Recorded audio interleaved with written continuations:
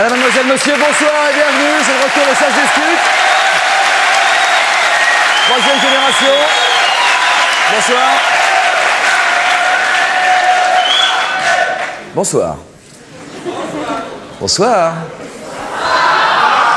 Nous avons donc décidé pour cette troisième année de consacrer notre première année de la saison au scoutisme. Et franchement, quand je vous vois, j'ai du mal à le regretter. Vous êtes très beau.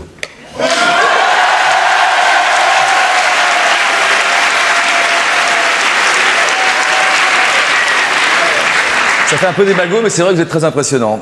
Cette émission sur le scoutisme est une émission quasiment intemporelle. C'est vrai qu'on aurait pu la faire il y a 2 ans ou dans 2 ans, tant les guides, les scouts de France, les scouts d'Europe, les éclaireurs sont tous rassemblés dans un mouvement intemporel et vivace depuis le début de ce siècle et qui continue encore aujourd'hui à rassembler des centaines de milliers de personnes, ne serait-ce que dans ce pays et de tout âge, qu'on va pouvoir le vérifier. Alors si nos invités de ce soir ont accepté de se réunir sous une seule et même bannière, c'est parce qu'ils ont bien sûr plein de points communs, l'amour de la nature, le respect des autres, peut-être aussi l'apprentissage de la responsabilité. Et pourtant, dans cette discussion, y regarder de plus près, on va s'apercevoir que les chemins qu'ils empruntent pour parvenir à ces buts communs sont souvent très différents. Certains sont laïcs, c'est le cas des éclaireurs, d'autres sont pratiquants, croyants et pratiquants, certains sont ascétiques, d'autres plutôt attirés par des pratiques beaucoup plus ludiques, certains sont conservateurs, parfois très conservateurs, certains sont progressistes, et on va le voir sous la tente, parfois très progressistes. À côté de nos invités principaux, c'est j'ai dit, des anciens scouts, monsieur Romain Bouteille est avec nous, un ancien éclaireur, entre 10 et 20 ans. C'est pas de ma faute. Non, mais ça vous laisse quelques souvenirs, on en parlera. Et monsieur Kofi Yamian, ancien secrétaire d'État à l'intégration, qui a été scout de France au Togo, entre 12 et 16 ans, si ma mémoire est bonne. Tout à fait. Scout de France également, qui est avec nous, très mignonne, mademoiselle. Des reportages, évidemment, dans cette émission, beaucoup plus de reportages, finalement, dans la nouvelle formule de Ça se discute pour cette troisième année. Des reportages, notamment, sur nos 3 invités principaux, enfin nos 4, puisqu'il y a un couple, que je vous présenterai dans un court instant. Et puis, Ça se discute, c'est aussi la possibilité pour une personnalité pas directement liée à notre sujet d'être notre premier spectateur. Pour nous, c'est important de savoir comment cette émission est perçue, encore heureux. Et nous avons invité ce soir un comédien, un metteur en scène, qui est également directeur du théâtre de Nice, ce soir donc dans le rôle exigeant du spectateur privilégié, mais il a relevé d'autres défis. Je vous demande d'accueillir Jacques Weber. Bonsoir Jacques.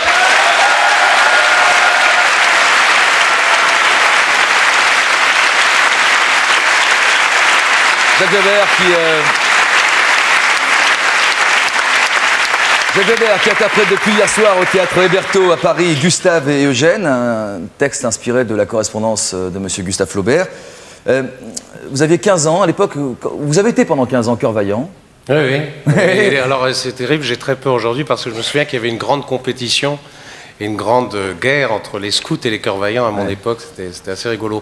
On était nous les scouts du pauvre, voilà. C'était ce qui se disait, c'était pas une réalité bien évidemment. Ouais. Ça va recommencer. C'était à cœur vaillant rien d'impossible, les scouts toujours prêts, c'était ça la dualité. Quoi, voilà, d'accord. Qu'est-ce que vous attendez d'une émission comme celle-ci, aujourd'hui en 96 que ça se discute justement, on va voir. On compte sur eux, très bien, bonjour. Merci Jacques. Florian Gazan est également ici pour recueillir les questions qui pourraient être posées par tous ceux qui sont derrière vous et même devant vous, Florian. Ils sont nombreux. Oui, donc des questions qui passeront par l'intermédiaire de ces petits papiers, ces petits crayons. Oui, de vrais BA. Laissez-nous des questions, des remarques. Pas la peine de sortir les couteaux suisses, les crayons sont déjà taillés. Pas la peine de fabriquer de la pâte à papier, les blocs sont fournis. Donc là, honnêtement, il n'y a qu'à poser, quoi. Hein. Un mot sur Sylvia? Oui, Sylvia n'est pas avec nous parce que Sylvia attend un heureux événement et c'est encore beaucoup plus important. Donc on l'embrasse sur son ventre qui est déjà bien rond. Regardez. Alors toi, toute l'équipe de Ça se discute. Ciao Sylvia. On rencontre la France.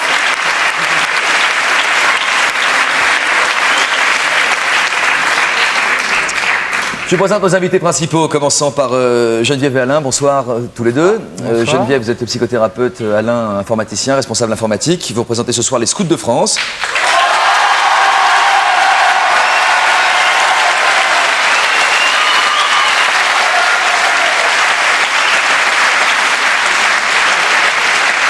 Bon, c'est pas un concours d'applaudimètres, je suis content que, en tout cas, vous les encouragiez. Geneviève et Alain, vous êtes mariés depuis quelques semaines maintenant? 30 ans. 30 ans. Pile. Et vous encadrez chaque été des camps plein vent. Nous regarderons pendant cette émission un reportage que nous avons consacré cet été. En voici quelques secondes pour nous mettre en appétit et faire connaissance avec vous. Bonjour Merci Alain. Oui. Alain et Geneviève Delahaye habitent à Nancy et sont l'illustration parfaite du scout toujours. Tous les deux viennent de passer le demi-siècle et tous les deux sont toujours dévoués à leur mouvement. On est mariés depuis 30 ans cette année. Il y en a qui rêvent de partir en Égypte ou je sais pas où. Enfin, moi, je prends autant de plaisir à être là, à permettre à des gamins d'être heureux. Je dédicace à tous mes blocs, tout ça. 15 jours par an et pendant leurs vacances, ils animent des camps réservés à des jeunes en difficulté. Parole de scout. À vos côtés, à moins que vous vouliez déjà faire un petit commentaire sur ce que vous venez de voir. C'était l'arrivée. D'accord. Vincent de Corbier, bonsoir. Vous avez 21 ans, Vincent.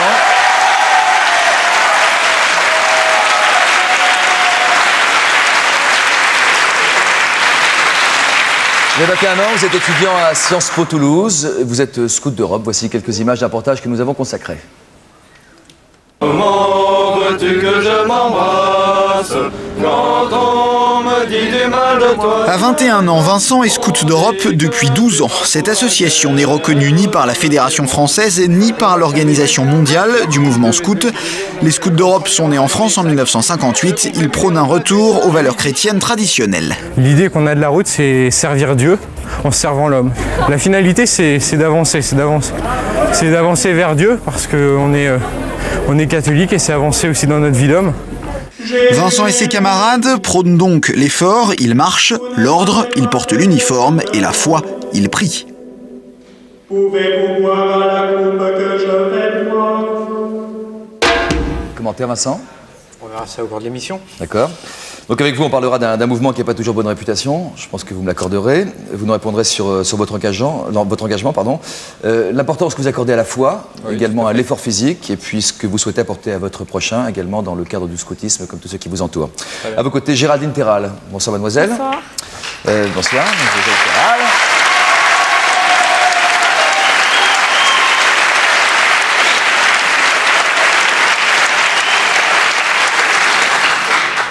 Vous êtes en classe de 3e, vous avez 14 ans. Oui. Vous avez déjà beaucoup de responsabilités dans le cadre des éclaireurs. Oui. Vous êtes éclaireuse de France. Voilà. On va démarrer l'émission avec l'intégralité du reportage que nous vous avons consacré cet été. Donc ambiance et méthode chez les éclaireurs de France, où la mixité et la laïcité font partie de votre règle d'or ou de vos règles d'or. Reportage de Miguel Gonan et de Gilles Bornstein. Je mets les affaires dans mon sac. Hein? Donne tout ce qu'il y a.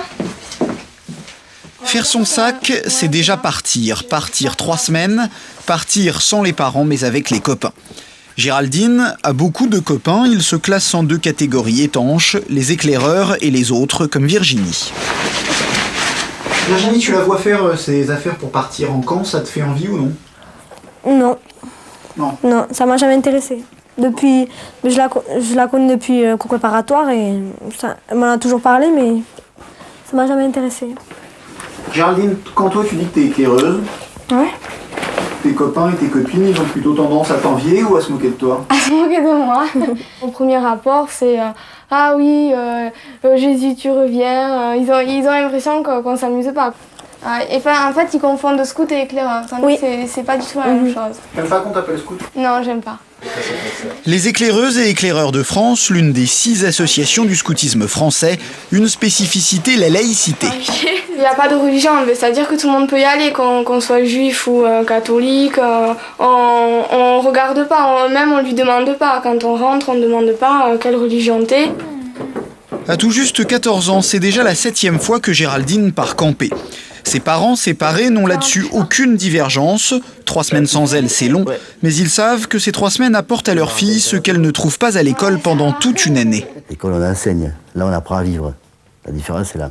Elle a un but, elle discipline son caractère, elle fait attention aux autres, elle est à l'écoute des autres obligatoirement. Elle vit dans une communauté, elle est obligée de s'intégrer à ça, autrement ça ne marche pas. Tu veux que je t'emporte?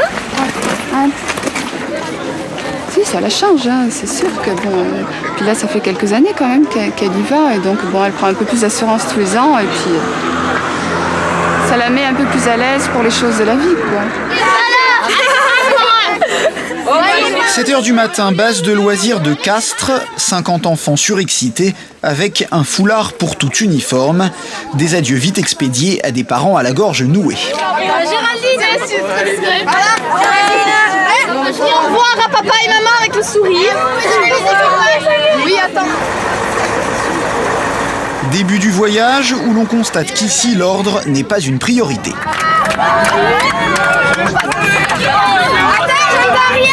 J'entends rien.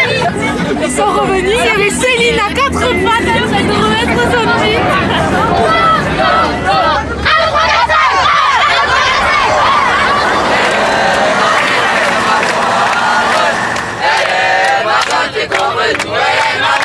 Arrivé au camp de Grama dans le Lot, entre Rocamadour et le gouffre de Padirac. Ouais, c'est clair. Oh, les éclairs. C'est le pied. C'est du cul. Non mais n'empêche, c'est vrai. Ici à peu près c'est quand même assez étendu. Moi je trouve qu'il y a facilement 3 équipages qui rentrent là. Dès l'arrivée, répartition de la place disponible entre les équipages. Comme ça, t'as vu tous les arbres que t'as pour faire les arbres. Ouais, mais oui, ils veulent mettre la tente là, donc je le mets sous les 2 arbres là-bas. Ça me revient au même. Bah attends, et moi j'ai aucun arbre, il est pelé mon terrain. Bon, qui c'est qui les prend? À 14 ans, Géraldine est une éclaireuse assez expérimentée pour être CE, coordinatrice d'équipage, responsable de 6 patrouillards. Tu la mets là, comme ça, on met la tente des mecs là et la tente des filles là. Tu vas... ouais, tu peux reculer un peu. Comme ça, là, il y aura la place. Ouais, c'est bon. Je mets un peu d'ordre dans l'équipage si ça va pas. Je fais attention à l'équipage. Si quelqu'un se sent pas bien en harmonie avec les autres, n'est pas bien accueilli, je fais ça, je mets des règles quoi, un peu. Donc, même boulot pour Mathieu dans la tente voisine. Mais demain, vous serez de vaisselle. Le lendemain d'intendance, ça veut dire que bon, on devra aller chercher la bouffe, tout ça à l'intendance. On a une part de responsabilité plus grande par rapport aux autres. Parce que bon, les patrouillards ils peuvent toujours aller voir leur CE et leur CE leur donnera des conseils. Ah oui. Voilà, t'as tout bougé. Ah mais ça brûle. Moi, je suis obligée de faire les finances quand on part en explo. Par exemple, là, on va être 7, on va me donner 750 francs pour 2-3 jours. Et je vais devoir le gérer. Dès que je vais dans un magasin, je vais demander le ticket pour mettre ce qu'on a acheté, tout ça. Faire attention à ce qu'on achète, si les repas sont équilibrés. Voilà. T'es la nounou du groupe. Ouais, on peut dire ça. Aux Éclés, on est déjà chef à 14 ans. Les responsables, les vrais, sont à peine plus vieux. Et les parents vous font confiance généralement? Oui, ouais. Généralement ils sont surpris quand ils voient nos têtes, quoi. Ils sont surpris de nous voir si jeunes. Et surtout, quand on est directeur, de voir des directeurs à 21 ans, ça leur fait un peu bizarre. On apporte aux enfants une sécurité physique et affective autant qu'on le peut. Mais c'est vrai que bon, il faut pas. Quand on commence à se pencher sur les textes de loi qui parlent de la sécurité et tout, il vaut mieux pas trop les avoir en tête, sinon on ne fait rien, on panique et on fait rien. Ils sont pas trop dissipés, ils sont assez responsables, donc on sait qu'on n'a pas de gamins à problème. Donc. Il n'est pas toujours facile de se faire Géraldine. La la la la la la.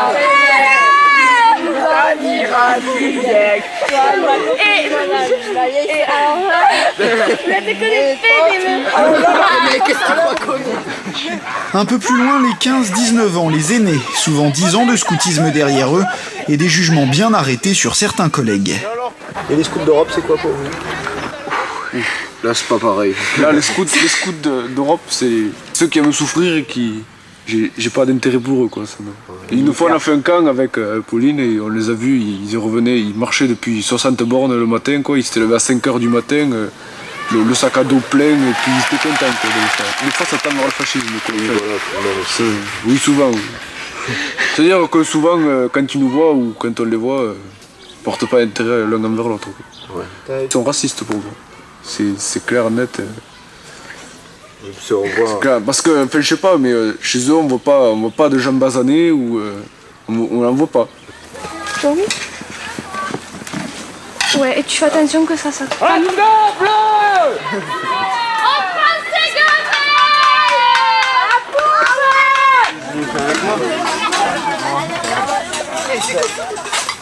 Merci. Bon appétit, titi, titi, la roupia, bon appétit, bon appétit. Doucement, doucement, doucement s'en va le jour. Doucement, doucement, à pas de genoux.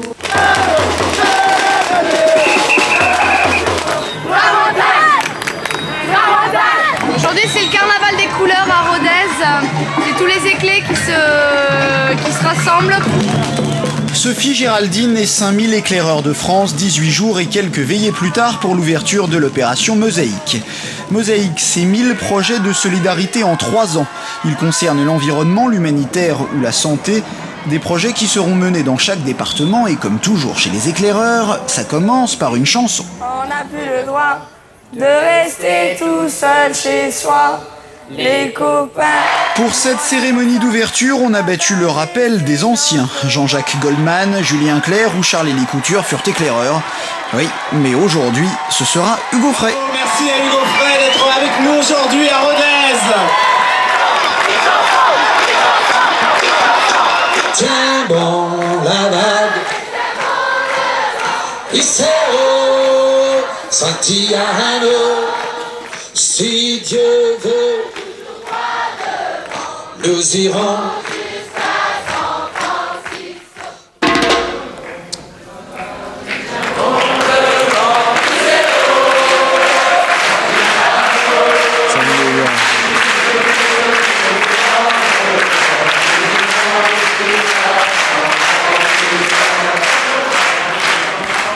Ah, vous pouvez vous applaudir en arrière. Hein.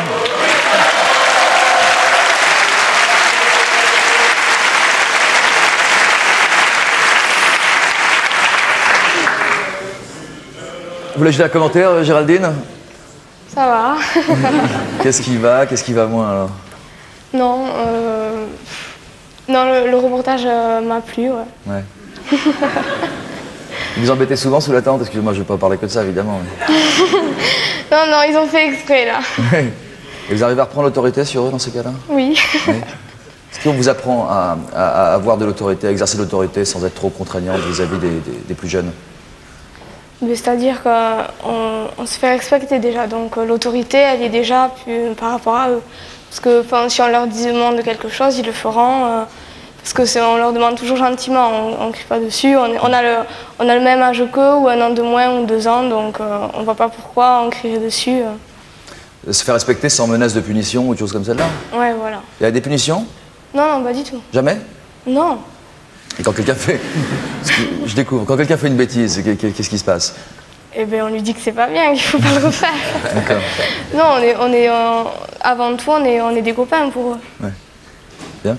Frédéric, est-ce que vous avez retrouvé chez les éclaireurs la même ambiance que chez les guides de France, qui ne sont pas mixtes? Eh bien sûr, on retrouve des choses. Hein. Par exemple? Par exemple, ce qu'elle vient d'expliquer, où il y a un chef d'équipe qui est un petit peu chargé de faire le lien avec la cheftaine et de sentir si quelqu'un n'est pas bien. Ça, je le retrouve beaucoup. L'ambiance est aussi débridée? Je crois que c'était assez chaud, moi, non? Oui, sympathiquement, mais sympathiquement. En fait. Non, on a des moments comme ça de rigolade où on s'éclate, où on chante, où quelquefois on dit un peu n'importe quoi, tout ça, mais il y a des moments plus calmes où on essaye de réfléchir sur des choses. Voilà, c'est la vie, quoi. Des moments... ça mieux que les garçons soient séparés des filles, en l'occurrence des filles des garçons? Je trouve des avantages. Les guides ont choisi de préserver ça. Parce que je trouve dans la société où la mixité est partout, où à l'école, il y a les garçons, les filles, je trouve que c'est important de garder des espaces de vie où les filles arrivent à se retrouver entre elles. Parce que je les trouve... moi, j'ai mon expérience, j'encadre des filles de 14-16 ans, donc elles commencent à bien découvrir plein de choses. Et je trouve important qu'elles arrivent à avoir des lieux où elles sont toutes seules, du coup elles sont plus naturelles. Elles sont elles arrivent à exprimer des choses qu'elles n'exprimeraient pas s'il y avait des garçons, parce qu'il y aura un jeu de séduction. Donc ça serait moins facile. Et Mais ça n'empêche pas qu'avec elle, je discute de leur relation, parce qu'elle commençait à découvrir un petit peu les garçons. On en parle des garçons. Mais je les trouve plus décontractés. Le camp que je viens de vivre avec elle, je pense que les choses n'auraient pas été semblables s'il y avait eu des garçons au milieu. Je pense que quand ils sont réunis, ni l'un ni l'autre ne serait naturel et arriverait à sortir les choses qu'ils ont sur le cœur comme ça. Quoi. Aussi spontanément. C'est votre opinion, Vincent, aussi? Oui, tout à fait. Je pense qu'effectivement, au niveau pédagogique, les garçons et les filles ont des attentes différentes à un certain âge. Et en fin de compte, arriver à leur permettre de développer ces attentes peut permettre effectivement d'avancer et de progresser. Bon, maintenant, il y a des moments où une cohabitation ou une mixité ou une rencontre peut être très favorable et des moments où effectivement il faut préserver un petit peu ces attentes et ce besoin qu'ont les garçons de se retrouver entre eux et où les filles ont besoin de se retrouver entre elles. La mixité, vous n'êtes pas contre, a priori, à vous voir tous les deux côte à côte? Non. Non, ils sont effectivement ensemble à l'école, dans la famille, mais on a envie de leur faire découvrir la complémentarité, que des filles et des garçons, ça ne réagit pas pareil, mais que c'est pas forcément plus idiot parce qu'on est garçon ou plus idiot parce qu'on est fille, mais que c'est différent et que c'est finalement très chouette d'être différent. Vous avez un nom de totem, tous les deux? Non. Non, vous n'en avez jamais eu? Jamais eu? Il y a longtemps que ça se fait plus chez les scouts de France. C'est depuis combien de temps? Moi, je ne l'ai jamais connu. Ouais. Donc, et vous, non plus, non. Ça perdure parce qu'en fin de compte, les anciens, effectivement, ont ce nom-là, mais actuellement, non, c'est quelque chose qui est plus ou moins tombé en désuétude. Vous avez un surnom? Vous avez un... Non. Oh. Allez. C'est une vraie question parce que je ne connais pas la réponse. Ouais. À un camp, on m'a appelé nounours affectif.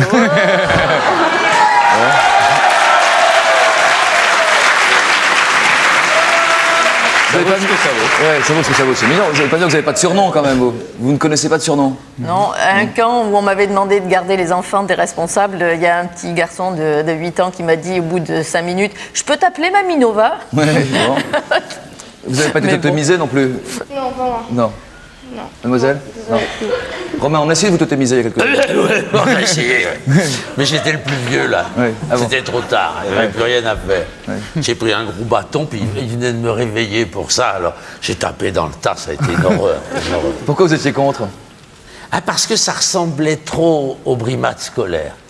Mais en fait, je ne suis pas contre. Je suis contre ma totémisation à moi, hein, bien sûr. Mais celle des autres, je trouve que c'est pas mal.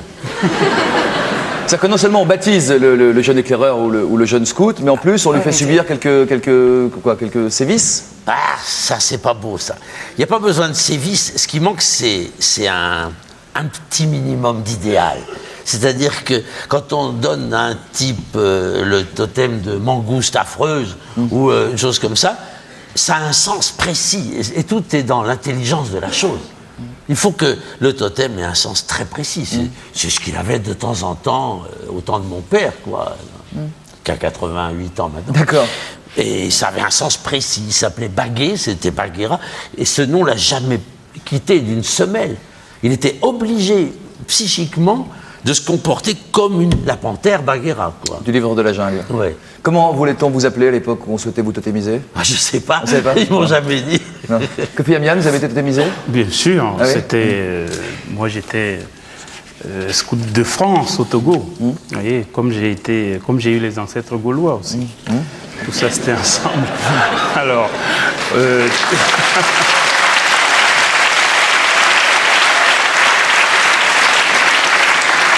Alors évidemment, on faisait tout ça dans les règles de l'art, totémisation, bizutage, et puis surnom. Moi, on m'appelait Petit Renard Futé, parce que probablement, éléphant lourdeau, ça n'aurait pas collé au personnage. D'accord.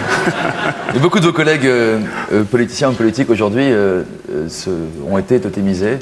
Oui. Vous connaissez quelques surnoms peut-être de mémoire? Non, je connais pas les. Je n'ai pas été avec eux scouts, mais dans le monde politique, il y a des surnoms, il y a des...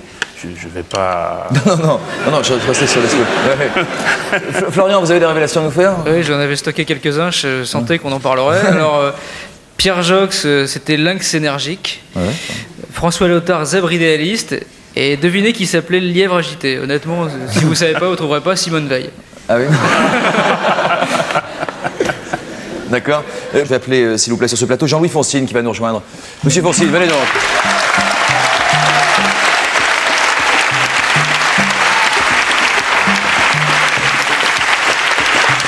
Bonsoir, monsieur. Merci. Vous vous asseoir, vous voulez, les deux.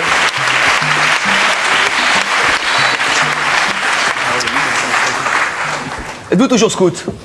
Oui, on l'est toujours. On l'est toujours. Vous l'avez été pour la première fois il y a combien de temps maintenant? Je suis sans doute le plus vieux de la salle. Ouais. Je suis entré chez les Scouts de France en 1926. Ouais. D'accord.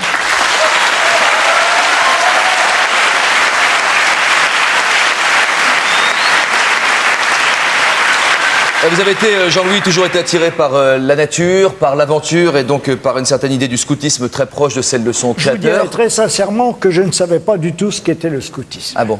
J'avais un camarade de classe qui m'avait dit « Oh, on n'entre pas là-dedans comme dans un moulin, il faut se préparer physiquement, moralement. » Et puis, je vais faire peut-être rire encore tout le monde, à l'époque, je lisais les fascicules de Buffalo Bill. J'adorais. Et puis, les romans d'un certain Jean de la Hire, qui est maintenant tout à fait oublié, et qui écrivait l'as des Boy Scouts, les Boy Scouts dans la Lune, le roi des Boy Scouts, etc. Alors j'étais fasciné, je m'imaginais que parce que j'allais entrer chez les scouts, il allait se passer des aventures extraordinaires pour moi. Évidemment, je savais bien qu'il n'y avait plus d'Indiens dans le bois de Meudon, mais enfin, j'attendais des grandes aventures comme je les lisais. Et puis, je dois vous dire que j'ai, sur le moment, été un peu déçu. J'ai été un peu déçu parce que, parfois, on m'avait fait immédiatement comprendre qu'il fallait savoir beaucoup de choses, réciter la loi, ne pas se tromper. Il y avait des journées qui étaient bien remplies, avec des horaires calibrés. Si on lançait un jeu et que l'heure était venue de faire soit la cuisine du soir, soit le monter des couleurs, eh ben, il y avait des coups de sifflet, on arrêtait tout, la diligence n'était pas prise, tant pis, et il fallait tout arrêter. Alors j'ai été un peu déçu. Et puis, il y a peut-être une chance pour les scouts de cette époque. Le mouvement a manqué de cadre. Il y avait beaucoup de vieux chefs à la tête, très haut placés, mais au niveau des unités, il s'est trouvé à cette époque-là qu'on n'avait plus de chefs. De sorte que les petits scouts que nous étions, qui étions devenus au maximum chefs de patrouille, nous nous sommes trouvés propulsés rapidement, et notamment j'ai dirigé une unité de 30 garçons à l'âge de 18 ans. Je sortais d'être CP, mes assistants, c'était les autres CP, chefs de patrouille.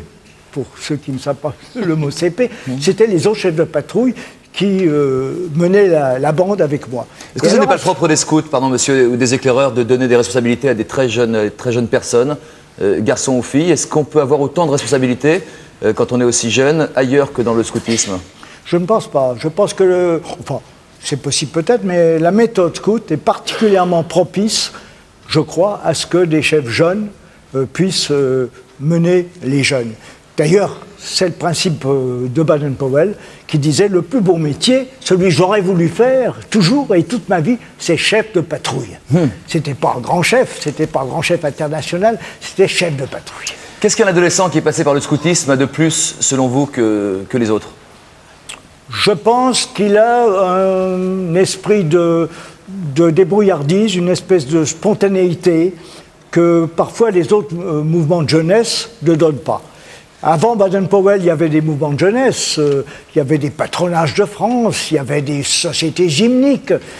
Et c'est lui qui, le premier, a inventé le moyen de donner des responsabilités relativement importantes à un tout petit groupe qui s'appelait la patrouille, qu'il appelait lui-même la patrouille, et en partant de ce petit groupe, c'est en somme un système d'autogestion. Au lieu d'être patronné par des adultes comme l'étaient tous les grands mouvements de l'époque, les mouvements de jeunesse, on donnait la gestion, on donnait la possibilité de se diriger eux-mêmes à un tout petit groupe de garçons dont l'un émergeait qu'on appelait chef de patrouille. Alors c'est la responsabilité, c'est aussi l'autogestion? C'est l'autogestion. Oui. Romain, vous êtes d'accord avec tout ça? Ouais. Je suis d'accord sur le fait qu'il y avait de l'autogestion. Hein. Ouais. Quant à la critique des choses, ça c'est un autre domaine. Non mais sur ce qu'un adolescent qui est passé par le scoutisme apprend de plus que ceux qui n'ont pas connu cette expérience? Pas par le scoutisme, par les éclaireurs. Moi je suis raciste en la matière. D'accord. Parce que si Dieu est derrière, c'est lui le patron. Vous voyez ce que je veux dire? la débrouillardise, j'étais très choqué par ce qu'on m'a dit tout à l'heure, que Dieu, par exemple, en matière de mixité, on avait l'air de dire que si on séparait les couples, que Dieu serait d'accord, tu vois. Et ça, alors, ça, c'est scandaleux. Hein. Bon, d'accord. J'ai demandé, pour continuer cette discussion, à Monique Mitrani de nous rejoindre. Où êtes-vous, Madame Mitrani? Bonsoir.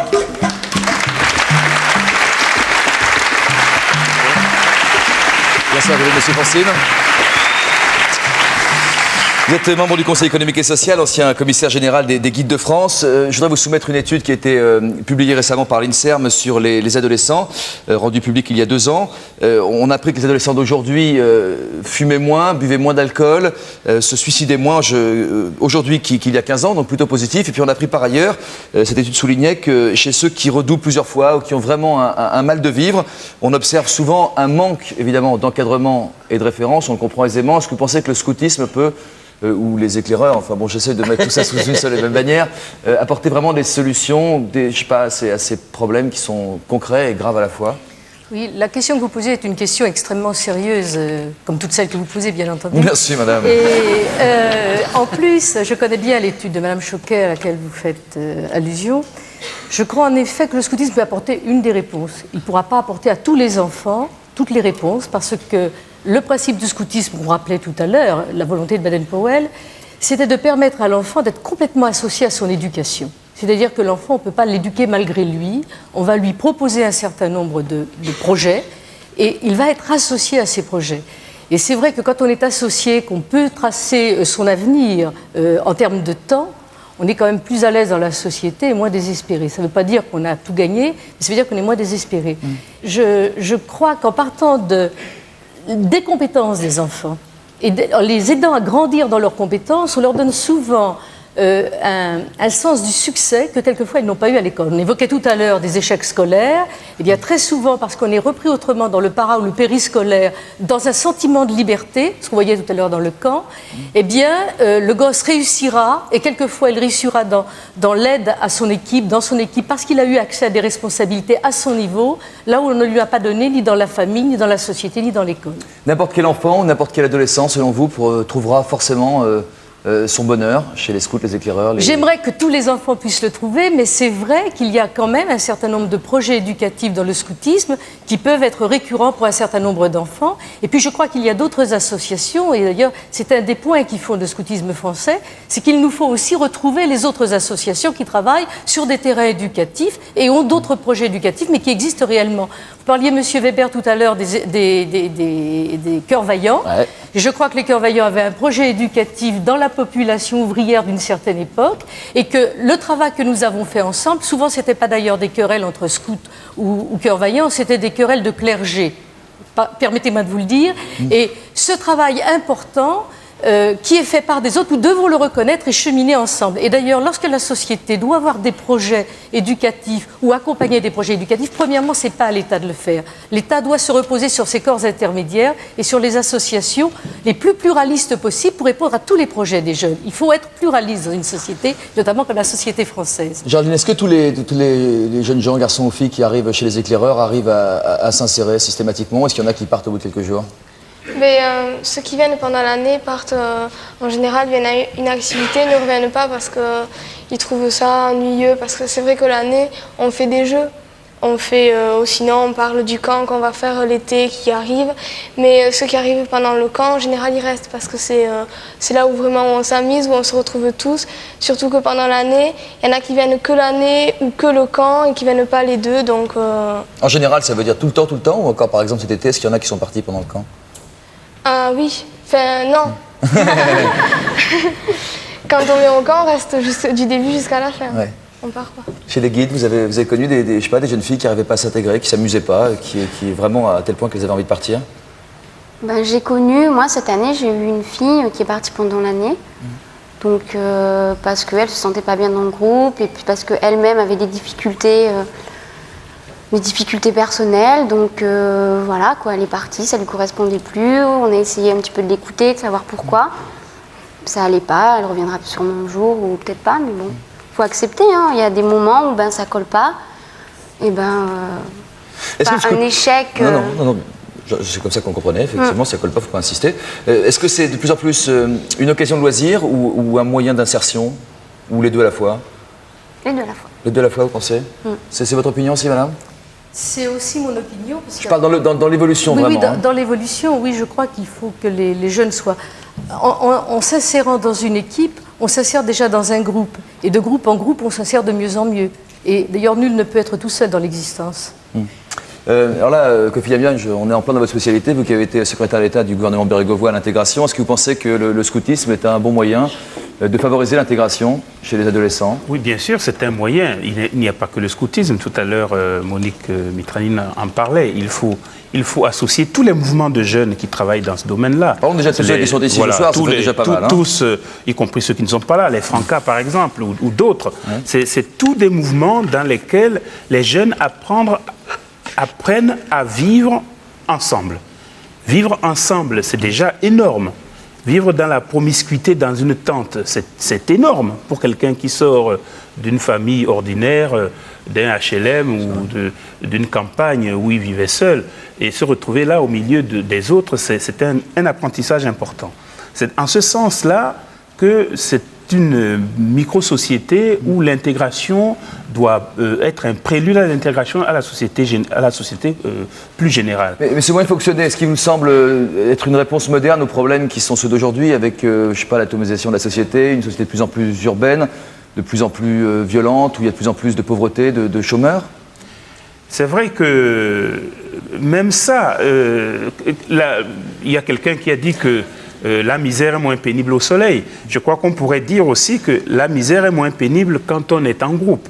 Quand on est tout seul dans son escalier, c'est beaucoup plus pénible que lorsqu'on est avec ses camarades du même âge, de la même génération, et qu'on peut parler d'autre chose. Le fait que les chrétiens soient séparés des musulmans, puisque les scouts musulmans, on en parlera tout à l'heure, existent depuis la guerre du Golfe, je ne sais pas si c'est une coïncidence d'ailleurs, les laïcs sont séparés Est-ce que vous pensez que c'est une bonne chose qu'ils soient séparés les uns des autres? Non, ce n'est pas une bonne chose. Je crois que en France, on a une société qui est pluraliste, tout est pluraliste en France. Donc c'est important effectivement qu'il y ait tous les mouvements qui existent. Mais je crois que c'est une atomisation qui n'est pas pardonnable, qu'il y ait des scouts juifs, des scouts musulmans, des scouts catholiques, des scouts laïcs, etc. Je crois que dans ce domaine, on pourrait chercher effectivement le sens de la tolérance et précisément, qu'est-ce que c'est la base, le fondement de la tolérance, sinon la laïcité telle que nous la connaissons? C'est cela. Je crois qu'il faudrait effectivement revenir à tout ça. On va revenir peu à peu. Est-ce que quelqu'un veut ajouter quelque chose sur ce point précis? Peut-être vous, oui, Geneviève? Oui, il faut être tolérant, c'est vrai, mais je pense que ça ne réduit pas nos différences. Et qu'on est différents et on peut très bien marcher ensemble tout en se sachant différents. Et Romain? Moi, je m'angoisse beaucoup. Plus j'entends les choses, plus je m'angoisse parce que pourquoi? j'ai l'impression que tout ça est parfaitement utile, n'est-ce pas? Et alors, on évalue le profit possible pour la jeunesse, on évalue ceci, cela, cela, et il n'y a pas la moindre ombre de trace de poésie, quoi. C'est-à-dire que le pauvre gosse, il va se retrouver avec quoi? Avec des non-poètes? Avec des gens qui font de la psychologie, qui évaluent s'il faut équilibrer ceci avec cela. Ouais. Mais qu'est-ce que c'est que cet artisanat? C'est effrayant, quoi. Il n'y a aucun bonheur là-dedans. On ne me parle pas de feu, on ne me parle pas d'Indiens, on ne me parle pas même des chevaliers, des scouts. Non, on estime que ça va être utile pour la jeunesse. Et c'est un langage de gouvernement. Quel gouvernement c'est de ma faute, c'est nos questions qui sont mauvaises. Il n'y a rien faire dans ce domaine. Vous voyez.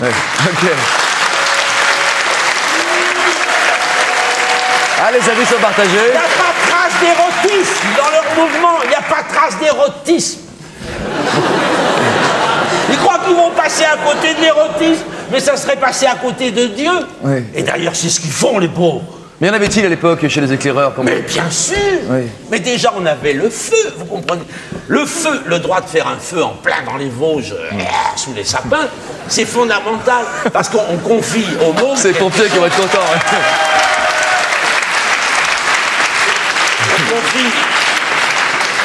On confie à un gosse de 12 ans quelque chose qui est dangereux. Oui.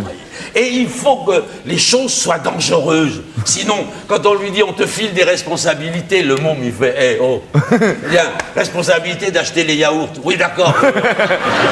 Responsabilité, pourquoi pas une coopérative? Vous me faites marrer. Hein, on va avoir des jeunes chefs comme nous, etc. Tu parles. Ils sont même pas capables de casser la tente. Ils sont même pas capables de... Ça se fait quand même, non? Si, ça se voit. Hein? Ça se voit. Ça se voit. Qu'est-ce qui se voit? Ben, qu'il y a des choses qui sortent un peu des normes et des règles qui font que les jeunes s'expriment et peuvent un peu avoir un espace de liberté. Non mais le feu, heureusement qu'il y a du feu. On prend les jeunes pour des oranges, n'est-ce pas? On tire le jus. C'est affreux. Est-ce qu'il bon, je sais pas, est-ce qu'on met un peu le, comment vous dire, on fait tomber la tente un peu de temps en temps, on rigole un peu Non. De temps en temps, mais on essaye que non, parce que le matériel ça coûte cher, mais le feu ça existe toujours et c'est vrai que c'est super. Ah mais il n'a pas le droit d'exister. Il est dans un endroit prévu pour faire du feu. À partir de ce moment, il n'est pas dangereux. C'est pas vrai.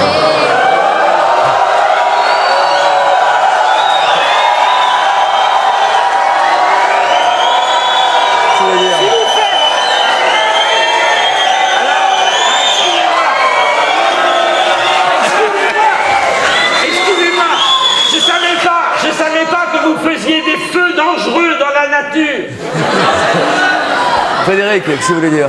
Oui, bah moi je voulais parler des feux, avec mes caravelles de 14-16 ans. On a été un soir faire un feu au bord d'une rivière, donc dans un lieu, on marchait dans le noir avec nos petites lampes de poche. Le feu, c'est la vie continue, c'est d'un bout à l'autre du corps. Si on peut s'en passer. Vous voulez quoi? Qui brûle tout comme Attila ou quoi? On a fait une veille de feu, donc chacun son tour, on surveillait le feu parce qu'on va quand même pas mettre le feu. Oui, mais c'est du matin au soir. Si vous faites pas la bouffe dessus, c'est une décoration. Bien sûr, on fait la bouffe. Oui, ce jour-là. Ah non, c'est pas vrai. J'ai passé mon camp avec des barres à feu. On a fait cuire nos spaghettis. Je vous fais pas confiance. Mais venez voir, vous verrez. Question satellite de ce mini-débat qui nous réunit ce soir. Pourquoi les scouts portent-ils encore l'uniforme, bien qu'il soit plutôt joli et très coloré?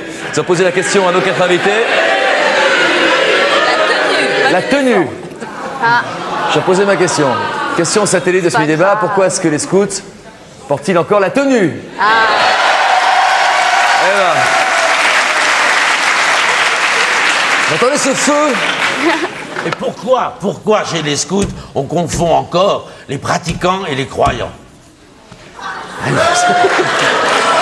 Réponse en tout cas de nos 4 invités sur le port de la tenue. Regardez.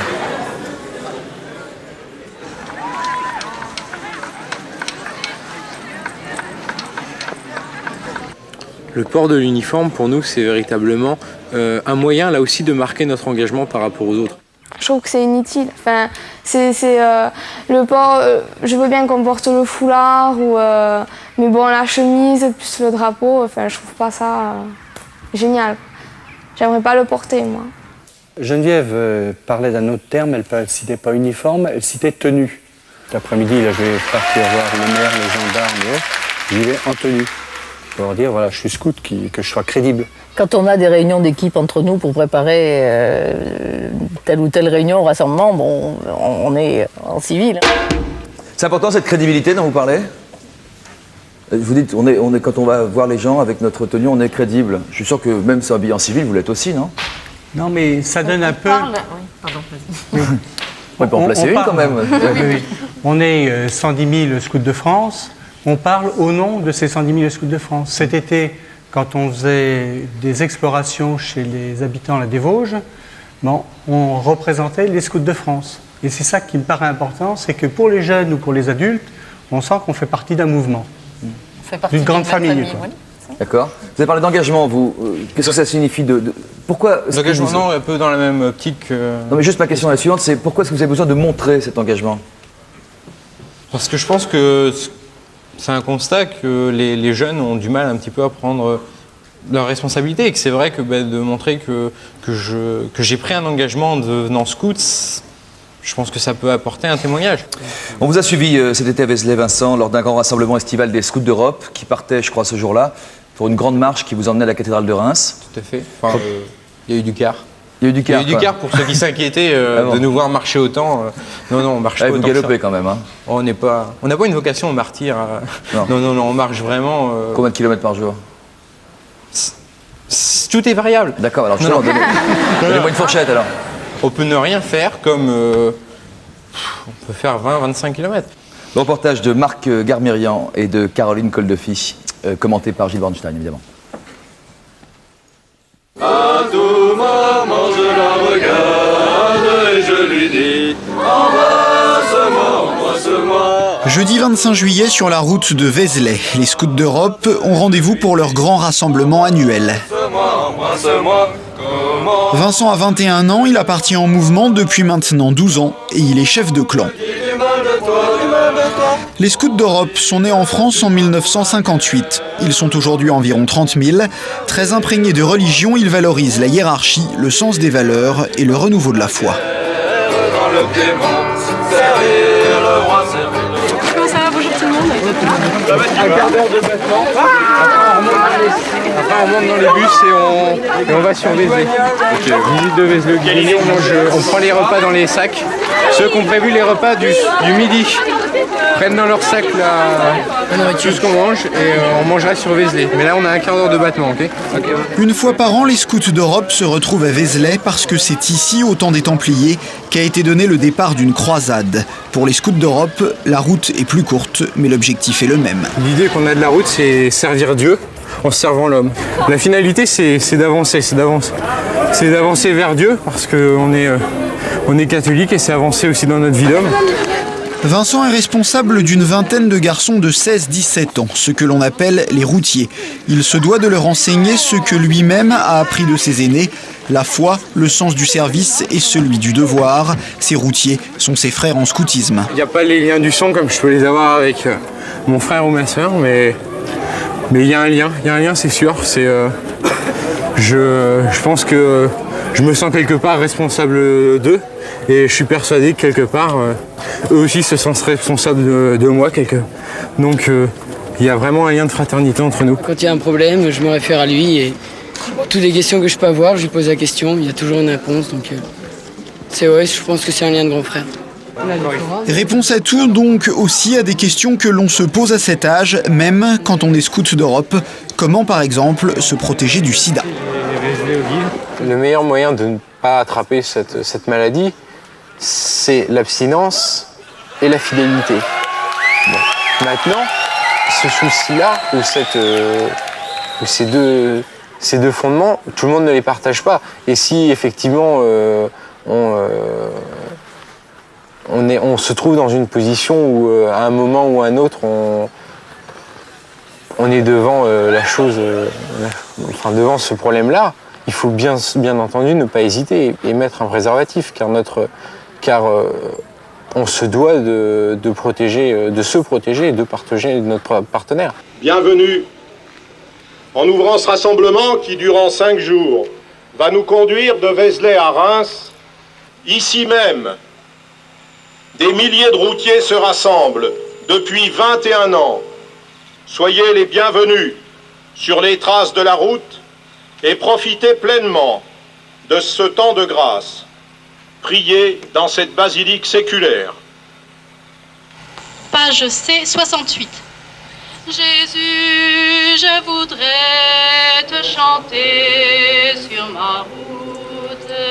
Jésus. L'article 4 du texte fondamental des Scouts d'Europe parle d'éducation dans le sens de la contemplation et du sacré. Résultat, une vie quotidienne tout entière tournée vers Dieu et la spiritualité, avec ces moments précis consacrés à la prière, à la méditation, à l'étude de la Bible et à la messe. Vous ne savez pas ce que vous demandez. Le mouvement est un réservoir pour l'Église française. 30% des séminaristes en sont issus. Il y a ceux pour qui ces phrases sont épargnées par mon frère. Faut y aller au pied pour les têtes. Doucement, délicatesse. Les Scouts d'Europe partagent quelques valeurs avec les autres mouvements. Pour eux aussi, il s'agit d'apprendre à vivre ensemble dans la nature. Comme les autres, ils font donc des feux, montent des tentes et préparent des repas. Mais en plus, eux, ils marchent souvent plus de 30 km par jour. Et pour les Scouts d'Europe, ces marches ont des vertus particulières. La marche resserre les liens, car en fin de compte, on est tous à égalité devant les difficultés de la route. Et en fin de compte, on arrive à surmonter toutes ces difficultés que par une volonté communautaire. Et c'est vrai qu'en fin de compte, dans la souffrance de la route, beaucoup de choses s'estompent. En fin de compte, n'apparaît plus que l'essentiel. Les scouts d'Europe se disent attachés à des valeurs morales et religieuses qu'ils regrettent de voir trop souvent mises de côté dans la France contemporaine. Ils récusent tout rapprochement avec des partis politiques d'extrême droite. Il ne parle que du bon Dieu.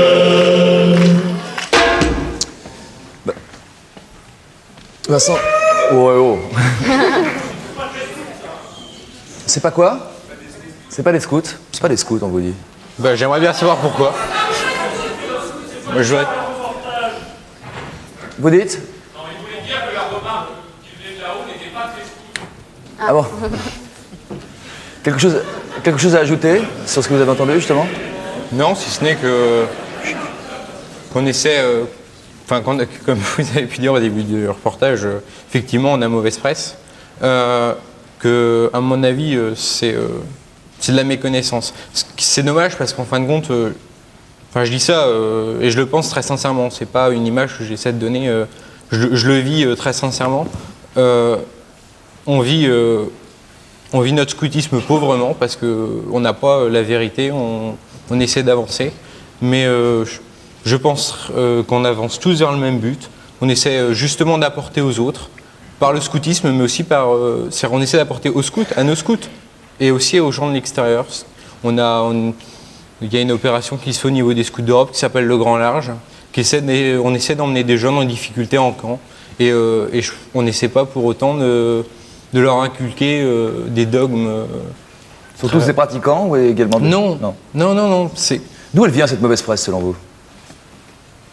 On peut faire notre mea culpa nous aussi. C'est vrai que peut-être qu'on n'a pas su se faire comprendre à un moment, mais...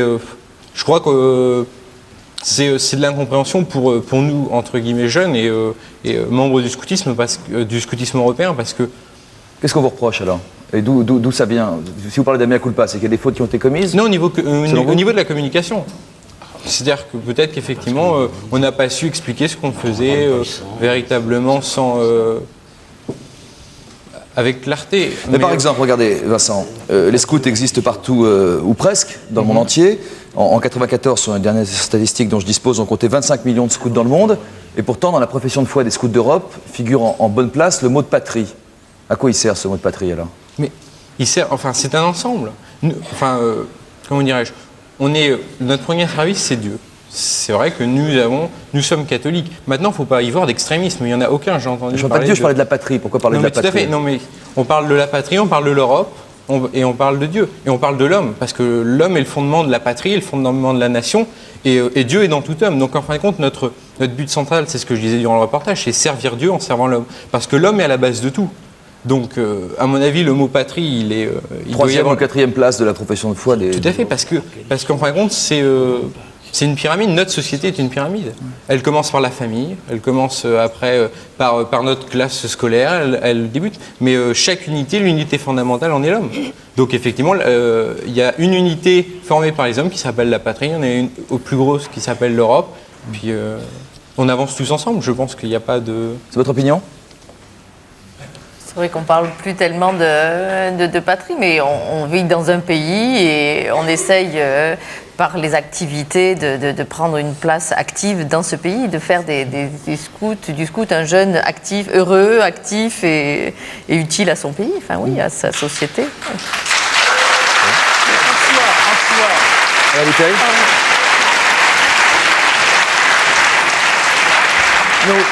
Quand j'étais petit, j'aimais pas ça, mais on montait les couleurs, on parlait aussi de patrie, il y a environ un demi-siècle. Et simplement, cette patrie, elle s'occupait de foutre dehors l'armée allemande. Ouais. Maintenant, si on me parle de patrie, on parle d'une patrie qui s'occupe de foutre dehors les pauvres pour rester entre riches. Vous voyez, ça n'a plus rien à voir. On n'a plus le droit maintenant de parler de patrie. D'autre part, cette histoire, c'est ce Dieu-là, pour lequel j'ai une très grande estime, je n'irai pas me le mettre à dos par des propos malveillants, ce Dieu-là, Enfin, ils ne l'ont pas inventé. Ils se demandent maintenant pourquoi ils auraient mauvaise presse, mais parce qu'ils réfèrent au Dieu qui est représenté par la plus riche banque du monde. C'est tout. Est-ce que vous pensez que c'est lié à ça, Vincent? Oui, c'est pas explicite parce que... Quelle que soit leur opinion. Attends, laissez répondre Vincent. Non, je ne sais pas, il faudrait être plus... C'est terrible d'en être là. Moi, je vais faire les scouts de la Banque de France, tu comprends, à ce moment-là. Vous référez au Vatican? On crée sa religion, on s'invente une religion, mais pas celle-là. Enfin. Monsieur Foncine, vous êtes un peu, excusez-moi, la mémoire vivante du scoutisme sur ce plateau, c'est votre rôle dans cette discussion. Est-ce qu'à l'origine, dans l'esprit de Baden-Powell, quand il a lancé les fondements du scoutisme en 1907, le but des scouts, c'était plutôt de se rapprocher des hommes ou plutôt de se rapprocher des dieux, ou est-ce que les deux sont forcément liés? Mais c'était les trois, c'était tout. La promesse scout de Baden-Powell associait Dieu, la patrie, le roi et les autres. Il y avait donc un ensemble dans la pensée de Baden-Powell. Il n'y a plus le roi en ce qui concerne la France. Enfin, il disait le roi parce que c'était chez lui le roi, en Angleterre. Et quand les scouts de France ont rajouté dans la promesse le mot église, car on promet d'être fidèle aussi à l'église dans la promesse des scouts de France, c'était naturel puisque les scouts de France appartiennent à une église. Les Anglais appartiennent à 3 églises. Dans la promesse d'un scout anglais, forcément, il y a l'anglicanisme, le protestantisme et le catholicisme. Ouais. Donc c'était une logique chez les scouts de France. Maintenant, chez les autres, il est logique aussi de s'en référer. La référence à Dieu était dans Baden-Powell. Ça, de toute façon. Baden-Powell était déiste.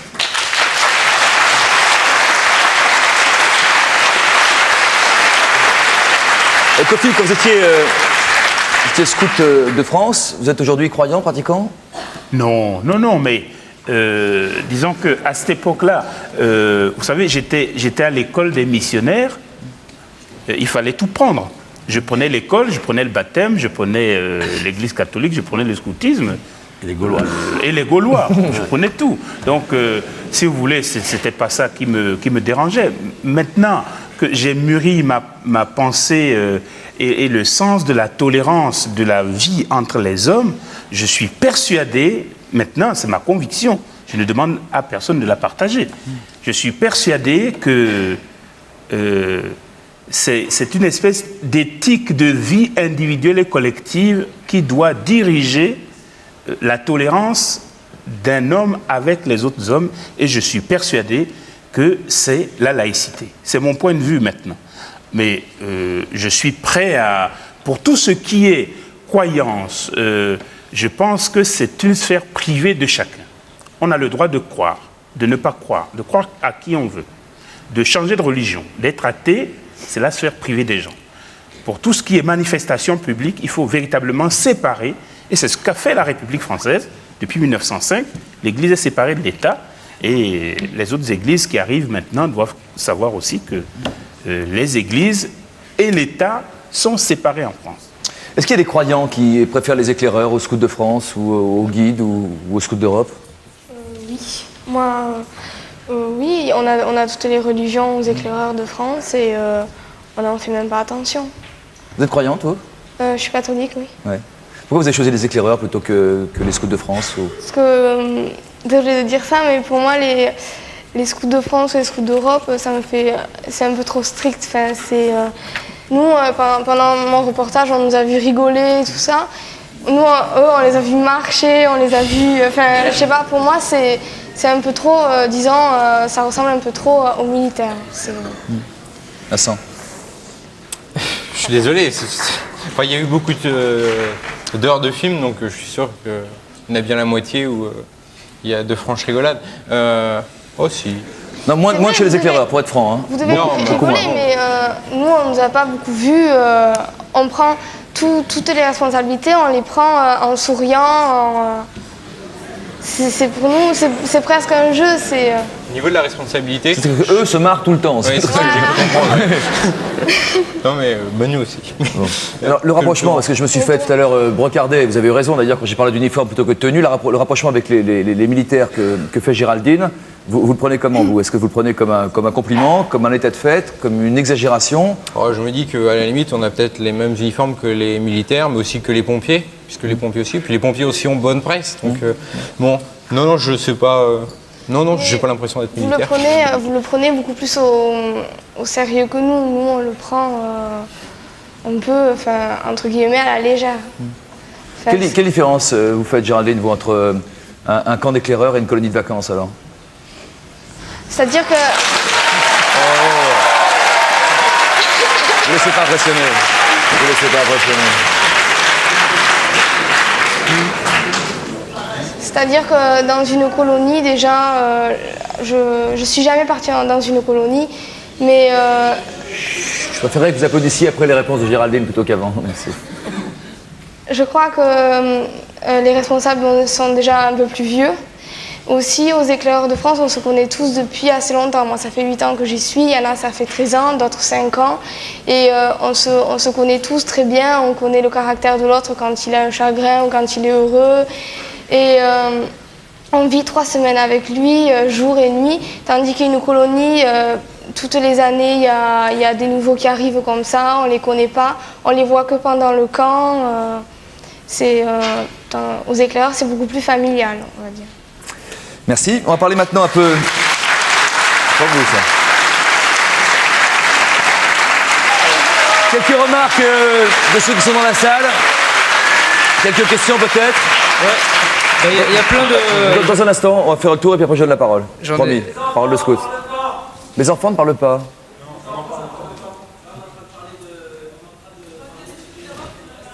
On est en train de parler des scouts d'Europe, il y en a marre. Bon, bah, d'accord, il n'y a pas que des scouts d'Europe dans la salle. Florian, quelques questions? Oui, il y a plein de questions, plein de remarques. D'abord sur tenue, uniforme, tenue. Arnaud nous signale que le terme tenue, contrairement à ce que semble croire l'auditoire, appartient au vocabulaire militaire. On dit la tenue militaire, donc le terme uniforme est plus approprié. Bon. Ensuite, toujours sur la tenue, Sylvain nous dit la tenue des militaires, des gendarmes, des contractuels a été plusieurs fois revisitée par des grands créateurs, c'est vrai. Est-ce qu'il ne faudrait pas faire de même avec la tenue des scouts pour lui enlever son côté désuet? Enfin, il avait mis ringard, mais j'ai mis désuet. Je sais pas, vous en pensez quoi, Frédéric? J'ai pas compris. Est-ce que vous trouvez qu'il faudrait, par exemple, à l'instar des contractuels, qu'on appelle maintenant les marinettes, faire appel à des grands couturiers pour essayer de revisiter les tenues de scouts, qu'elles soient plus saillantes, plus modernes? C'est pas le but, hein. Bon. Mais en tout cas, elle est posée, c'est déjà un mérite. Hein. Non, c'est sûr, c'est pas la dernière fringue à la mode, quoi, mais c'est pas le but, c'est un signe d'appartenance et de reconnaissance dans un mouvement. Donc voilà, quoi, moi, ce que j'essaye de faire avec mes filles, c'est qu'elles essayent de comprendre pourquoi elles le portent et d'être assez souples avec ça. Il y a des moments où c'est important de le porter, mais bon, c'est l'essentiel, c'est pas d'être super clean avec sa tenue, l'essentiel, c'est ce qui se passe dedans, et puis là, quoi.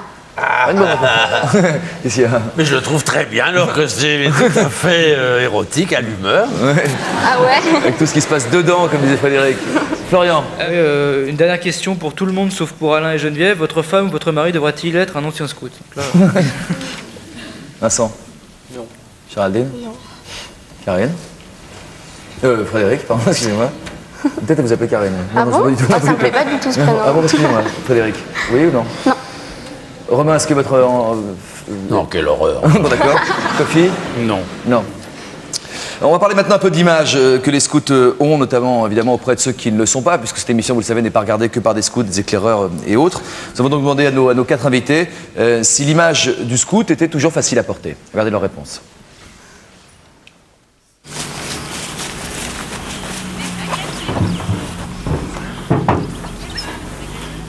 Moi, je dirais oui.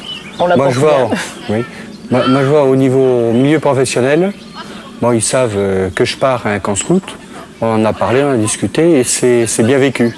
Par contre, dans certains cas, c'est au niveau de la famille. Il y a des fois, ça accroche un peu. Où certains ne comprennent pas qu'on soit pas suffisamment famille et qu'on soit un peu avec des jeunes. On nous perçoit comme complètement hors de la société et hors du temps. Quand on est avec nos amis, parfois, on ne le dit pas qu'on est éclaireuse. Il y en a qui se moquent moins de nous, il y en a qui se moquent beaucoup. Et ceux qui se moquent beaucoup, en général, on ne leur dit pas parce que bon... Est-ce que vous avez senti une évolution dans la perception que les gens ont du scoutisme depuis les 30 dernières années, depuis les 30 années que vous êtes scout? Oui. Quelle évolution? Il me semble avoir repéré, certains nous prenaient pour des vieux schnocks, de faire encore du scoutisme. Bon. Et puis, il me semble que ces dernières années, quand on explique ce qu'on fait, quand on parle des camps et de ce qu'on y vit, il y a un certain côté, je sais pas, pas admiratif, mais c'est chouette ce que vous faites. Et quand on prépare les explorations, pour que les équipes rencontrent les gens du pays, on a l'impression que les gens sont ravis de participer à ce qu'on fait. Oui. Ouais, Vincent? Oui, je crois que justement, il y a une évolution par rapport à ça, où effectivement, on pouvait avoir il y a quelques temps, quelques années, l'image du scout un peu... À la Marcel Gottlieb? Peut-être, oui. Et alors que peut-être que maintenant, on se rend un peu plus compte que justement, par la démarche de beaucoup de mouvements qui se tournent de plus en plus vers les milieux en difficulté, bien qu'on est partie intégrante du milieu social et de notre société, vraiment. Enfin.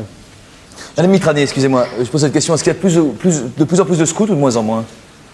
Je crois qu'il y a de plus en plus de scouts. D'une part, c'est vrai que dans les dernières années, on s'est aperçu qu'un certain nombre de mouvements qui avaient peut-être perdu un peu d'effectifs, bon, c'est vrai, ne nions pas, on parlera peut-être des grandes périodes à un moment de votre émission, mais après 68, ils étaient moins visibles, on les voyait moins, peut-être portaient-ils moins la tenue ou l'uniforme. Je crois qu'il ne faut pas se battre sur des mots comme ceux-là, sur des signes de reconnaissance. Frédéric l'a fort bien dit tout à l'heure. Et je crois aujourd'hui que les familles... sont assez conscientes du besoin d'éduquer leurs enfants. Et que souvent, d'autant plus que les familles sont séparées, d'autant plus on s'adresse à des communautés, à des regroupements qui peuvent vous aider à accompagner l'enfant dans son équilibre hommes-femmes, avec des animateurs hommes-femmes qui quelquefois ne sont plus présents à la maison puisque le père est parfois à un endroit et la mère à un autre. Je crois qu'il y a là un renouveau d'intérêt. J'en entends devant leur télé qui sont en train de parler de retour à l'ordre moral, là. Certainement pas. Je crois que ce n'est pas de ça du tout dont il s'agit. Il s'agit d'une confiance à des éducateurs qui vont vous aider alors qu'on est un peu perdu dans l'éducation de ses propres enfants. Et je crois que ce n'est pas une délégation aveugle. Et s'il m'est permis de dire un mot par rapport à la délégation aveugle aux racines, aux risques, sur les interventions de M. Yam tout à l'heure et de M. Bouteiller, dont je n'ai pas le talent, deux choses. Je ne crois pas qu'une société laïque soit faite d'Amélie Mello. Il faut que les gens appartiennent à des racines. Et que ces racines-là et ces différences, on les partage.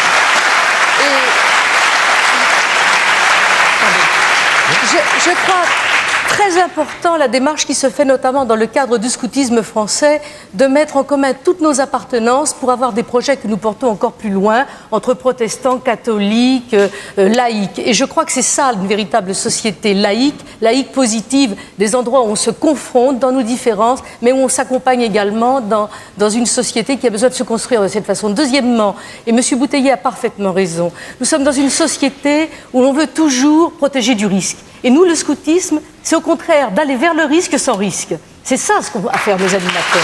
C'est Monsieur Bouteille, je dis ça quand même. Et je crois qu'il a raison. Il a raison. Aujourd'hui, c'est seulement dans le scoutisme qu'on peut encore apprendre à allumer des feux et donc à les éteindre. Et s'il y a tellement de crétins qui nous allument des feux dans la forêt, c'est parce qu'ils n'ont pas appris à le faire. Je suis moins poète que vous. Et je dois dire quand même encore un mot, la société ne nous aide pas, car avant les camps, les démarches qu'ont à faire les gens du scoutisme, et du scoutisme français en particulier, auprès des pouvoirs publics, pour que ce soit possible de marcher encore dans des chemins, pour que ce soit possible encore d'allumer du feu, c'est très important. Il faut que les pouvoirs publics en prennent conscience.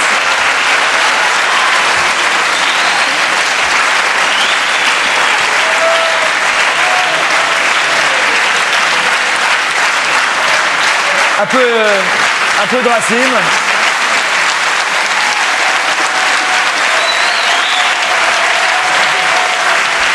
Quelle santé!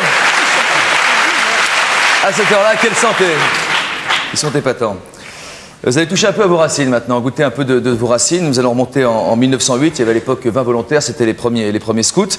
250 millions de scouts jusqu'à ce jour. Le scoutisme est à l'évidence un gros succès d'audience de ce XXe siècle. Tout le monde le sait, le fondateur du mouvement est Lord Baden-Powell. On dit Baden-Powell, mais c'est Lord Baden-Powell, général en retraite des armées britanniques. Voici quelques images de ses 88 ans de foulard et de tenue ou d'uniforme, comme vous le souhaitez. Regardez. En défendant l'Empire britannique en Inde, puis en Afrique du Sud, un jeune soldat apprend l'observation, le déguisement, la ruse, tout ce que la langue anglaise appelle scouting. Ayant quitté les armées de sa très gracieuse majesté avec le grade de général, Robert Stephenson Baden-Powell décide de faire profiter la jeunesse de son pays de ce qu'il avait appris outre-mer. En 1908, il réunit 20 jeunes anglais dans un camp expérimental. Depuis, 250 millions d'adeptes se sont déclarés à travers le monde. En France, le succès est foudroyant. Se créent d'abord les éclaireurs laïcs, puis les unionistes protestants, enfin les scouts de France catholiques. En 1936, Baden-Powell est déjà un personnage honoré. Continuez à pratiquer votre scoutisme, non seulement pour la distraction et le plaisir que vous en retirez, mais pour la joie de lui consacrer tout votre effort sous la forme de bonnes actions et d'amitié envers les autres. Quelle que soit son obédience et sa période d'activité, le scout n'échappe pas à un rite initiatique au cours duquel il doit maîtriser l'érection d'une tente, la confection d'un repas sur un petit feu de braise à la fin du jour. Bref, un scout doit savoir se débrouiller seul en toutes circonstances. Pour entretenir son agilité physique, le scout fait du sport et se fait un devoir de jouer avec ses petits camarades. La débrouillardise n'empêche pas le formalisme. Les débuts du mouvement s'accompagnent d'un protocole assez rigide. Pour tous, uniformes et drapeaux sont de rigueur. 500 scouts, parmi lesquels on remarque les turbans verts des hindous et les voiles blancs des libanais, marchent vers l'étoile pour apporter aux soldats inconnus le salut de leurs 30 000 camarades qui ont fait avec eux le pèlerinage de France. Formalisme auquel s'astreignent aussi les grands de ce monde. Voici en uniforme une jeune princesse qui sera bientôt la reine Elisabeth. Et oui, car il y a des filles scouts, elles s'appelleront les guides, mouvement dirigé par Madame Baden-Powell, et dans un premier temps, scouts et scoutesses seront hermétiquement séparés. Les esprits les plus étroits pourraient objecter qu'idéal scout et idéal féminin sont contradictoires. Erreur, les deux sont compatibles, comme l'expliquait en 1969 cette jeune commissaire des Guides de France. Ah Boy Scout, Boy Scout, c'est des filles dans l'esprit des gens, hein, c'est un peu faux, c'est des filles avec des gros mollets, des grosses chaussures, qui ne se maquillent pas, qui savent toujours très bien se débrouiller, mais qui manquent tout à fait de féminité. Moi, je me souviens, un des premiers camps de formation que j'ai fait, j'avais dit dans la liste des affaires à apporter aux filles d'apporter des bigoudis pour apprendre à faire une mise en pli. Et j'ai des parents, mais qui étaient affolés, en me disant oui, les éclaireuses, c'est pour faire des jeux dehors, apprendre le morse et des nœuds, etc. Moi, je veux bien apprendre le morse, je suis pas contre. Mais je trouve qu'à l'heure actuelle, savoir se faire une mise en pli ou se fabriquer une jupe, enfin des choses comme ça, est au moins aussi utile. Car le mouvement a changé, même chez les scouts, la vague 68arde a fini par faire des remous. Le rituel a eu tendance à s'alléger et garçons et filles sont désormais mélangés. Les religions en revanche sont de plus en plus séparées. Les 230 000 scouts reconnus par la Fédération française appartiennent à 6 associations différentes, laïques, protestantes, catholiques, juives et musulmanes. Ce sont les derniers nés, les scouts musulmans créés en 1991. Ils sont 3000 et l'islam qui s'y développe est loin de l'intégrisme.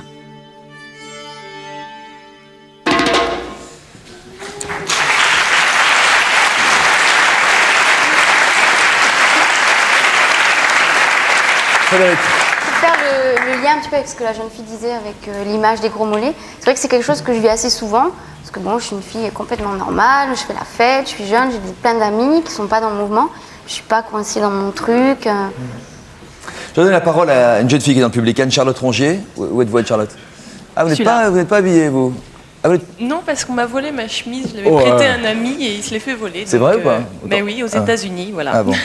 Ah bah comme quoi la tenue séduit. Vous travaillez dans un cabinet médical, vous avez 24 ans, à 12 ans vous êtes entré chez les guides, à 16 ans vous êtes devenu chef-ten chez les scouts de France. D'abord première question, est-ce que ces images... 17 ans déjà. 17 ans. Est-ce que ces images d'archives vous ont un peu remué le cœur? Oui, moi j'ai commencé par un cursus particulier parce que j'étais déjà chez les scouts marins, enfin les guides marines. Donc c'est déjà plus particulier parce qu'on privilégie d'abord le bateau. Donc ça n'a pas grand-chose à voir avec le scoutisme traditionnel. C'est assez difficile de concilier les deux.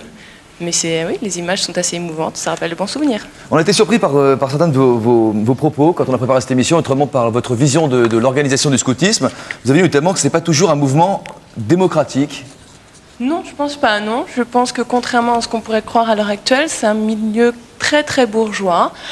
Et l'intégration se passe pas très bien, ou où j'ai été cheftaine, ça a été très très dur dans le sens où il y a eu des barrières pécuniaires qu'on n'a pas pu passer outre parce qu'on n'avait pas de subvention et les enfants ont dû arrêter. Donc je ne crois pas que ce soit encore très démocratique. Bon, aussi bien les scouts que les gays. Visiblement, vous n'êtes pas la seule à le penser. Quel regard portez-vous sur les divisions du mouvement scout, sans parler d'antagonisme, les divisions tout simplement? Je pense qu'il faut savoir un peu oublier les guerres du passé aussi, parce que j'ai eu la possibilité de rencontrer notamment des scouts d'Europe. Ça s'est très très bien passé. Donc, Ah, ça, c'était les scouts d'Europe, ça. Ouais. D'autres fois, ça s'est moins bien passé, mais je crois qu'à partir du moment où, bon, on peut établir un certain dialogue, on se rend compte qu'on a des points en commun, que la pédagogie est peut-être différente, notre façon de concevoir la religion aussi. Simplement, j'estime que quand on est chef, il faut qu'on soit responsable, adulte et savoir dialoguer. Et donc passer outre nos différences. Est-ce que c'est toujours le cas, encore une fois, alors? Est-ce que le dialogue est toujours possible? Non. Non. Je crois que le scoutisme n'est pas encore un milieu très très ouvert au niveau dialogue non plus. Ça s'arrange petit à petit. Mais bon. Vous voulez lui répondre? Oui, moi j'ai Si vous voulez descendre en parler de nos invités, vous pouvez vous asseoir là si vous le souhaitez. Moi j'ai envie de dire, parce que c'est dommage de globaliser, de dire que le scoutisme n'est pas encore... Ça dépend beaucoup des personnes. Ouais. C'est une question de personne ou une question d'organisation, vous pensez? C'est une question d'organisation ou une question de personnalité? Il y a certainement une part de... Ça suffit les garçons, oui. Non, il y a l'organisation qui est pour quelque chose, dans le sens où, pour nous, l'organisation, l'organisation hiérarchique supérieure, c'est un milieu qu'on ne connaît pas. Moi, en tant que cheftaine, excepté mes animateurs départementaux, mes commissaires départementaux, le reste, je ne sais pas trop ce qui se passe, ce qui se pense. On nous pond des petits projets, des subtilités de langage du style tenue uniforme. Et nous, avec tout ça, on essaye de faire ce qu'on peut avec les enfants. Donc c'est vrai que c'est loin. Vous aimeriez plus de communication de la part des cadres? Je crois que ce serait très nécessaire, oui. Est-ce que vous êtes d'accord, Frédéric, avec ça? Non. Non, enfin moi, c'est pas du tout ce que je vis, quoi. C'est pas du tout... moi, j'ai une très bonne communication avec ceux qui sont au-dessus de moi, ceux qui sont responsables au niveau régional, qui me font entièrement confiance, qui vont pas m'imposer enfin, je sais pas, si tu as peut-être envie qu'on te donne un projet, moi, on va pas me le donner, c'est les filles qui vont essayer de le trouver toutes seules. Et c'est elles qui vont le monter. J'attends pas grand-chose des gens qui sont au-dessus de moi, si ce n'est d'assurer quelquefois, quand j'ai un petit peu un problème, je leur demande conseil. Mais sinon, moi, je vis les choses avec mon équipe, et c'est elles qui vont bâtir les choses, en fait, quoi. Et au niveau de que c'est pas un milieu ouvert, enfin, moi, je suis à Montpellier, je suis dans un quartier, je suis cheftaine dans un quartier qui est à la Paillade, où les filles que j'encadre sont pas forcément des filles qui viennent des milieux les plus favorisés, qui ont les parents parfois des problèmes financiers, mais on s'arrange. Et enfin, je reconnais pas du tout.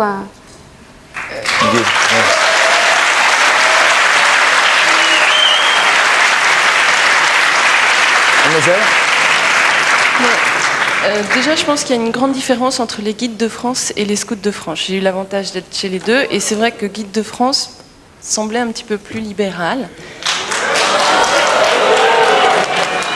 Vous êtes scout de France?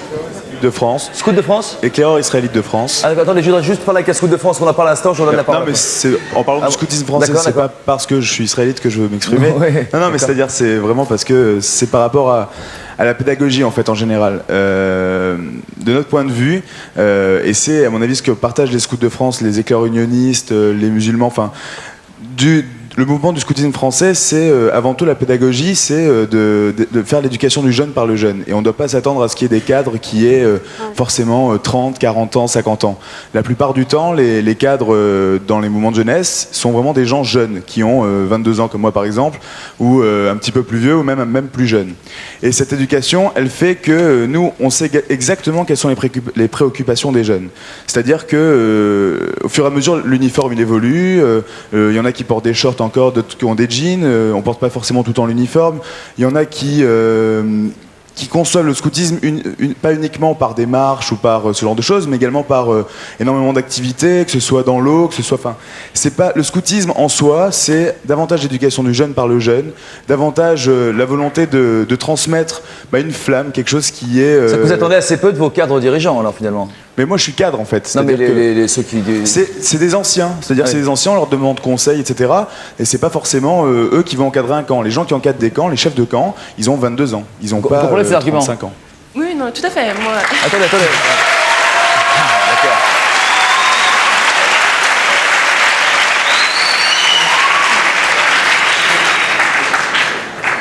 Non, c'est vrai que moi-même, ayant été chef-ten, c'est vrai que j'ai commencé donc à 17 ans jusqu'à 23 ans. Lors des camps, il n'y avait pas de problème, pleine liberté, ça se passait très bien. Mais il s'est avéré qu'il y avait des rassemblements départementaux et autres, où, en fin de compte, on nous disait, voilà, le thème choisi, c'est celui-là. Et même si ça ne correspondait pas du tout à ce qu'on faisait avec les enfants pendant l'année, il fallait qu'on arrive à trouver un lien. Bon, ben ça, c'est très dur. C'est bien dommage. C'est bien dommage parce que justement, nous, ce qui est important, c'est parce qu'on est jeune et qu'on est proche de ces gens-là, et il y a encore, malgré les 5-6 ans de différence qu'on a avec les enfants, on essaye au maximum d'être proche d'eux, de savoir quelles sont leurs préoccupations, par exemple le sida, désolé, par exemple, des tas de choses qui font qu'aujourd'hui on évolue en fonction de ce qui se passe et qu'on n'a pas besoin de demander, on n'attend pas. Les réponses que vous apportez par exemple aux questions sur le sida sont des réponses que vous pensez intimement, qui sont vos réponses à vous et pas des réponses qu'on vous a dictées. Qu'est-ce que vous répondez à quelqu'un qui vous pose une question? De mettre des préservatifs, de se protéger, de faire attention. C'est le cas chez les guides également? Enfin, oui, ce que je voulais dire, c'était que... Sur ce point précis. Sur ce point précis, j'ai pas eu à parler précisément du préservatif, mais on a parlé des relations et de toutes choses. Et par rapport à l'âge, je crois que c'est important que les chefs soient jeunes, parce que moi, je me rends compte que je les comprends bien, parce que je comprends leurs mots, leur musique, je les connais, j'ai tout un petit peu leur code, et du coup, c'est plus facile de communiquer avec moi. Et je les écoute énormément, elles se confient énormément à moi. Et quelquefois, j'étais la seule personne qui les écoute sur des points qu'elles n'expriment pas, qu'elles n'arrivent pas à exprimer à l'école. D'accord, vous êtes d'accord en fait, hein, tous pratiquement, Frédéric aussi. Est-ce que...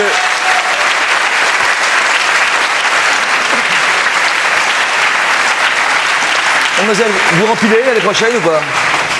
Vous retournez chez les scouts l'année prochaine? Oui, normalement, oui. D'accord, très bien. À propos de l'engagement, justement, nous avons demandé à nos invités ce qu'a changé en eux depuis qu'ils sont scouts, leur engagement dans le scoutisme. Regardez leurs réponses.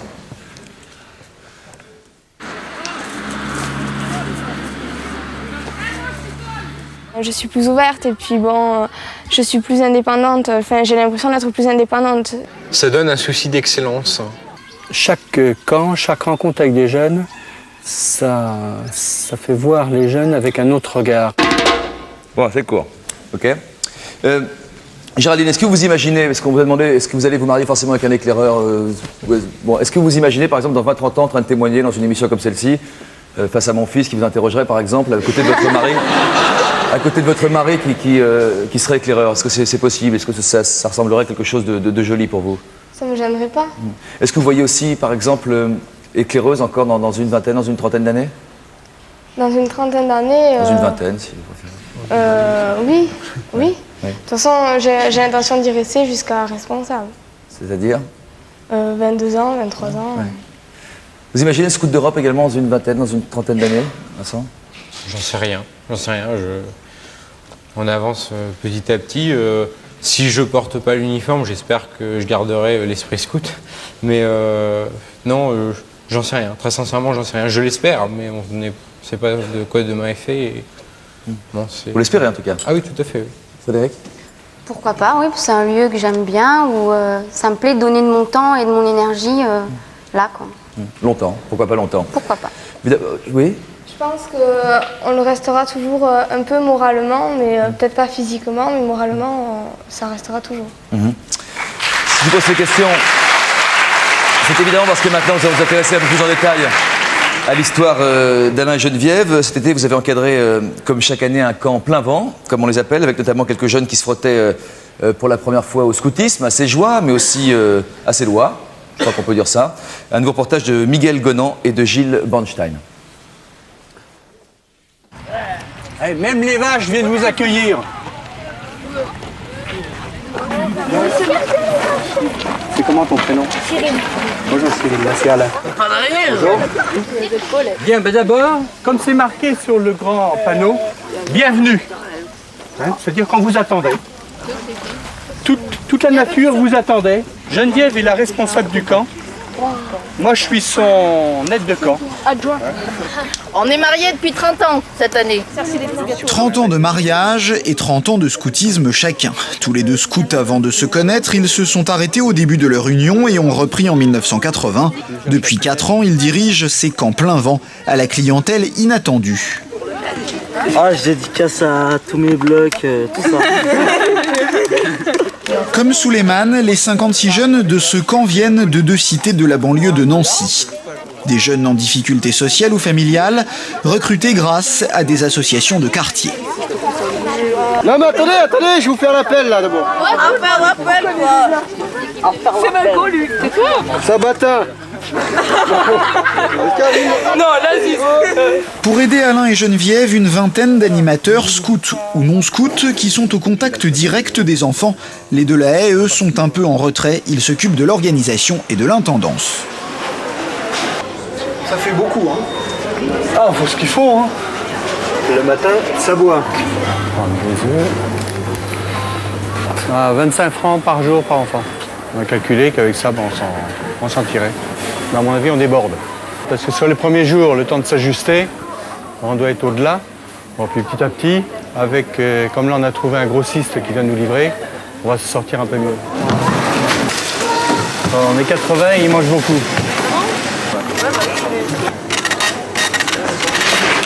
Christophe. Est-ce que c'est vraiment des vacances? Parce que là vous êtes en vacances, vous allez faire des trucs pas très rigolos. C'est des vraies vacances. Il y en a qui rêvent de partir en Égypte ou je sais pas où. Enfin, moi, je prends autant de plaisir à être là, à permettre à des gamins d'être heureux. On se paye avec les sourires des enfants et des grands jeunes, quoi. Enfin, je crois qu'on aime cette relation éducative. C'est vrai qu'avec Alain, on aime bien. On est payé de nos efforts. Vous avez fait des limites? Vous avez mesuré? L'objectif n'est pas de convertir tous ces jeunes au scoutisme, mais d'offrir du grand air à peu de frais. Les 15 jours coûtent 300 francs plus les bons de la caisse d'allocation familiale. Qu'est-ce que tu fais? Je suis en train de couper les racines parce que ça nous empêche de faire le trou. Et vous faites quoi? Le trou pour les toilettes. Vous faites vous-même vos toilettes? Voilà. Ouais. Vous avez pas l'habitude? Non. C'est la première fois. On a un moniteur exprès pour nous indiquer. Ouais les gars, là. On a du boulot à faire. Ici, on applique aux enfants des banlieues le savoir-faire des scouts. Les débuts de la cohabitation sont parfois délicats. Allez hop, viens. J'ai mal au ventre. Oh non, t'as pas mal au ventre. Allez. Vous avez toujours mal à la tête le jour où il faut bosser. Hein? Après Hugo, c'est Arnaud, un autre animateur, qui essaye de faire sortir Souleymane de sa tente. Dépêchez-vous les gars, je vais pas faire ça avec toute la soirée. Attends, regarde, on fait un marché. On va faire un marché. Non mais regarde, écoute-nous. Écoute-nous. Oui. On fait le truc que tu nous dis là. Oui. Mais demain on fait rien. Bah non, demain tu feras pas rien de toute façon. Ah bah non, ça c'est pas normal. Quoi que tu fasses ce soir, tu feras pas rien demain. Allez, hop, on y va. Alors tu te lèves, tu te présentes. Je sais pas comment on fait. Souleymane a fini par venir sans enthousiasme. Vas-y toi. Je m'appelle Christophe, j'ai 14 ans et puis quoi? Ce que j'aime pas le corps, bien le basket c'est tout. Dès le premier soir et après les présentations, enfants et animateurs rédigent ensemble une charte de la vie en commun dans la nature. Très important. Lorsque vous signez cette charte, à ce moment-là, vous dites « Je suis d'accord pour vivre pendant 15 jours avec tout le monde ». Tous signent, parfois à leur manière, sauf Souleymane, avec qui la guéguerre continue. Pour les autres, l'acceptation de ce règlement intérieur vaut remise d'un foulard dont le porteur n'est pour l'instant qu'une sorte d'apprenti scout. Parole de scout. La charte. Donc il y en a qui l'ont déjà signée, hein. Hugo et... Donc il y en a un qui reste un irréductible encore. Ouais, mais... Le lendemain matin, 8h, petit déjeuner, Alain et Geneviève rassemblent les animateurs pour faire le point. On s'est un peu engueulé avant la veillée, il m'a fait la gueule pendant toute la veillée. Le petit jeune qui n'a pas voulu signer la charte, c'est pas pour rien. Hein, il y a une lutte de pouvoir avec le chef. On a toujours, mais les premiers jours du camp, à poser des limites claires et que les jeunes sentent que la loi, c'est ça. Je crois que quand on sent un chef, un adulte solide en face de soi, c'est plus rassurant que quand on sait que si je le tape dedans, il s'écroule. Hein. En 4 ans, 3000 enfants sont devenus de vrais scouts parmi les 12 000 qui ont vécu cette expérience. L'intégration par le scoutisme, ça marche plutôt bien. Les animateurs de quartier présents sur les camps en conviennent. Reste quand même un point délicat, la religion. Je veux pas qu'on parle de religion dans ce camp. Il faut que ça reste laïque. Quoi. Vous êtes musulmans tous? Ouais. Non. Ouais, sauf moi. Pratiquants? Ouais. C'est-à-dire, qu'est-ce que vous faites? La prière. La prière 5 fois par jour. Et puis, dès que c'est le ramadan aussi. Faut jeûner pendant 1 mois durant. Ouais. On le fait pas ici. Pourquoi? Il n'y a pas la place. Non, on n'a pas les horaires. Ouais. Ça vous embête? Non. Non, pas trop. Il y a des jeunes qui sont musulmans, et puis on introduit un texte du Coran pour faire découvrir, dire il y a autre chose qui existe. Mais chacun parle de ce qu'il aime.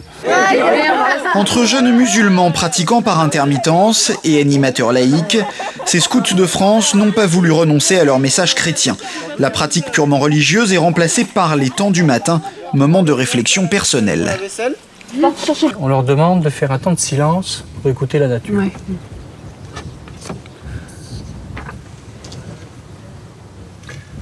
À l'issue de ce temps de silence, c'est de leur faire dire qu'est-ce qu'ils ont entendu.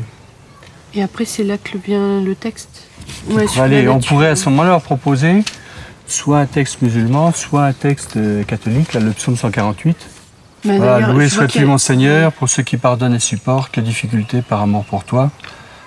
Qui est un peu aussi une ouverture à partir de la nature, tout ce que ça recouvre. Parce que je vois que là, les chants qu'ils proposent, c'est tiré des 2 de Saint François, là. Laudato aussi et le psaume de la création. Ouais. Et tu les connais, ceux-là? Ouais. Laudato si, o mi Signore, laudato si. Et c'est toujours le même air de... Ici, on pratique donc l'œcuménisme. C'est différent de la laïcité que réclamait Simon. Si on parle proprement des activités, l'approche me convient tout à fait. Quoi. Il y a peut-être le côté moralisateur, à mon sens, qui est un peu surdéveloppé pour des gamins venant des banlieues. Est-ce qu'on va quand même pas mettre notre cul dans le feu? Celui-là c'est du costaud. Ouais, moi je suis dans ma tente, tranquille. Moi je vais te ramener un arc, tu vas voir.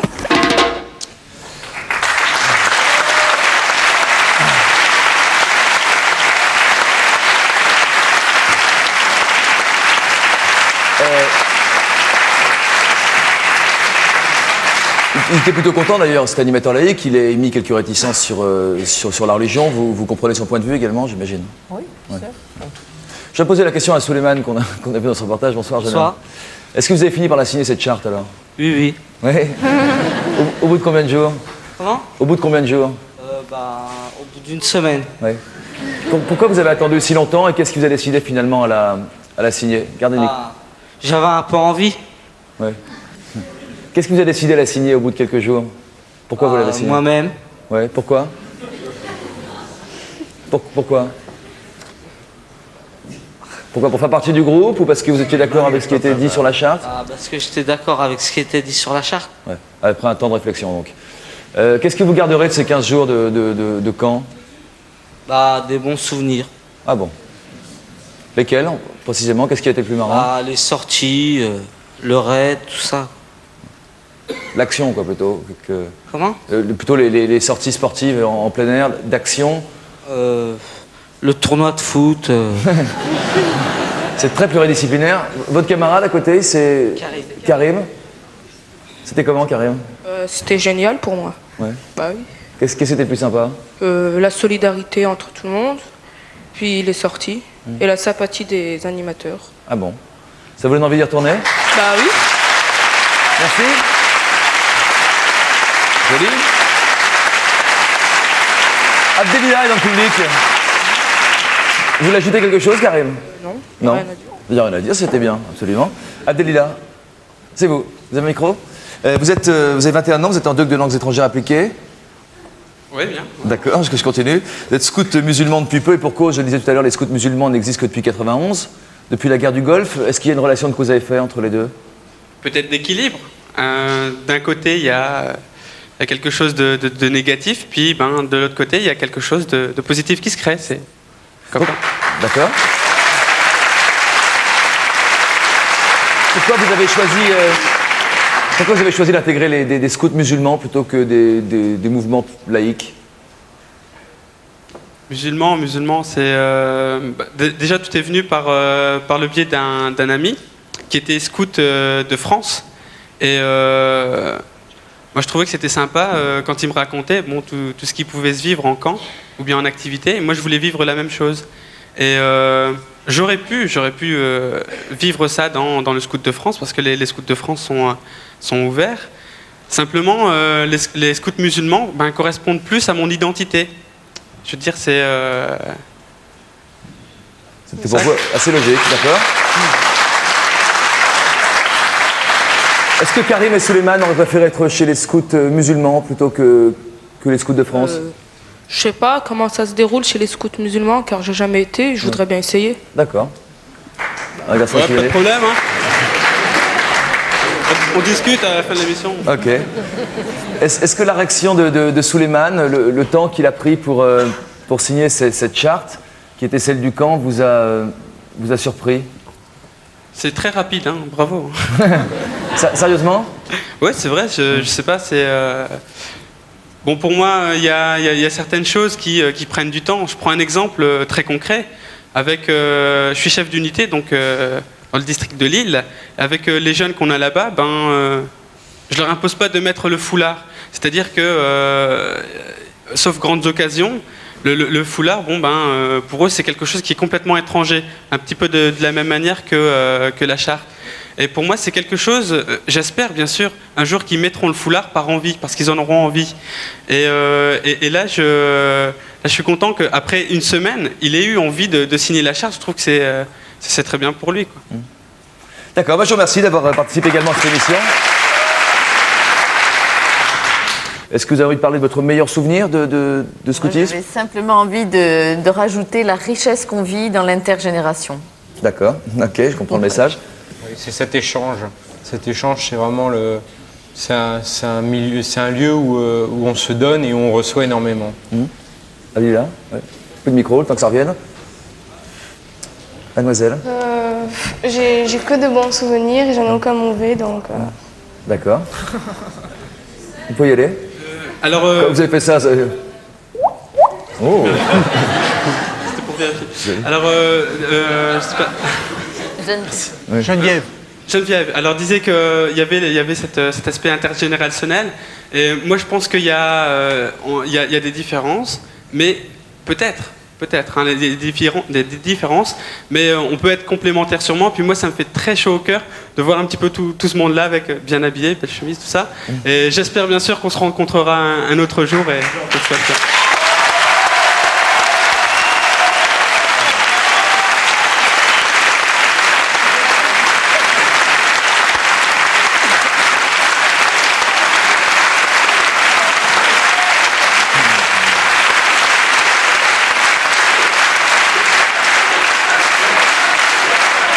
Vous avez des choses?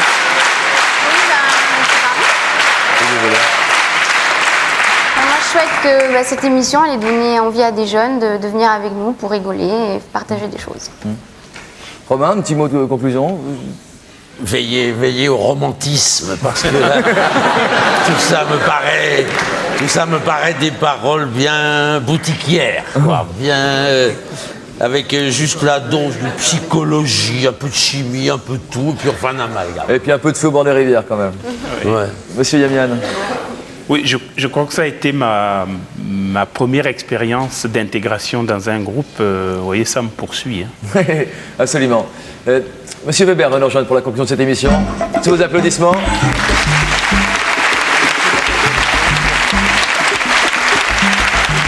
Allez, Jacques.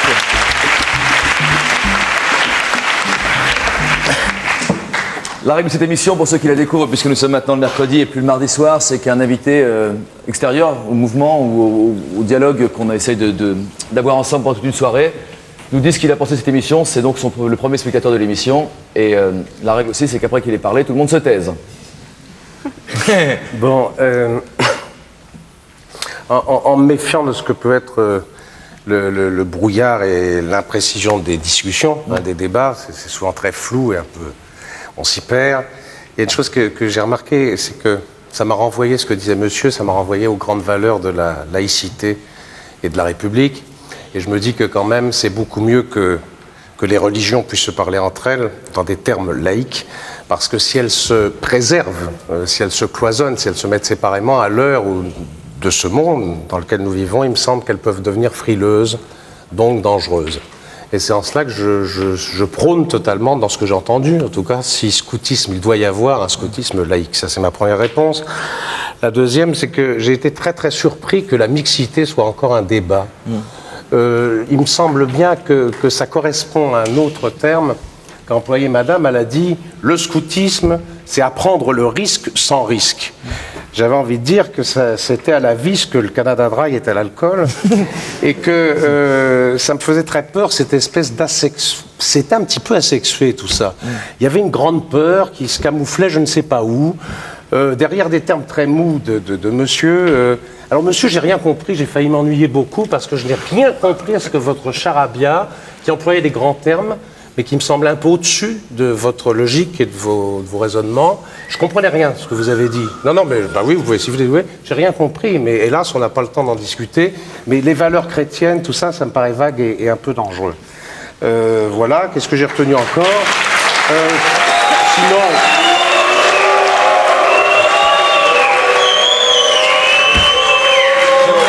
Vous connaissez la phrase, si vous ne m'aimez pas, je ne vous aime pas. Les valeurs chrétiennes ne se font pas au détriment d'une autre. Non, mais on n'a pas le temps d'en discuter, mais c'est pas méchant. Non, mais tout à fait, mais on vit en tous... J'ai bien aimé que mademoiselle dise d'un seul coup, on a rigolé. Puis enfin, il y a deux choses que je voulais dire, après je conclue, c'est peut-être un peu trop long.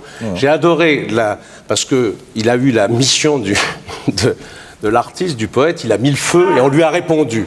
Et ce qui était extraordinaire, c'est que lui qui avait un discours poétique, on a hurlé contre ce discours poétique, on lui a répondu de façon concrète, ce qui voulait bien dire qu'il avait raison, c'est qu'il n'y avait pas de poésie.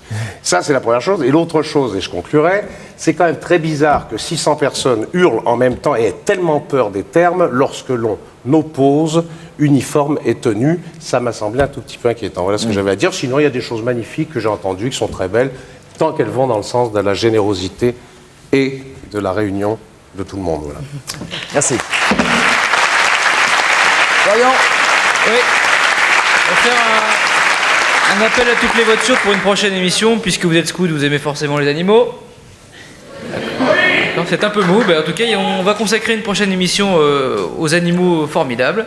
Les chiens, les singes, les dauphins, des animaux qui aident les hommes, qui sauvent des vies, parfois, et qui font aussi du bien à notre morale. Si votre animal vous a sauvé la vie, ou celle des autres, si vous apporte tous les jours un soutien original, par exemple un soutien médical. Bref, si vous connaissez des animaux hors du commun, vous n'hésitez pas à nous appeler par le numéro de téléphone qui va s'inscrire sur votre écran. C'est comme l'indice de Julien Lepers. Et sinon, c'est le 3615 code France 2. Entendu, merci. La semaine prochaine, autre débat, autre thème et autres invités. Le thème sera le suivant. Faut-il choisir entre sa femme et ses potes? Je vous laisse y réfléchir pendant toute une semaine. Merci, bonsoir.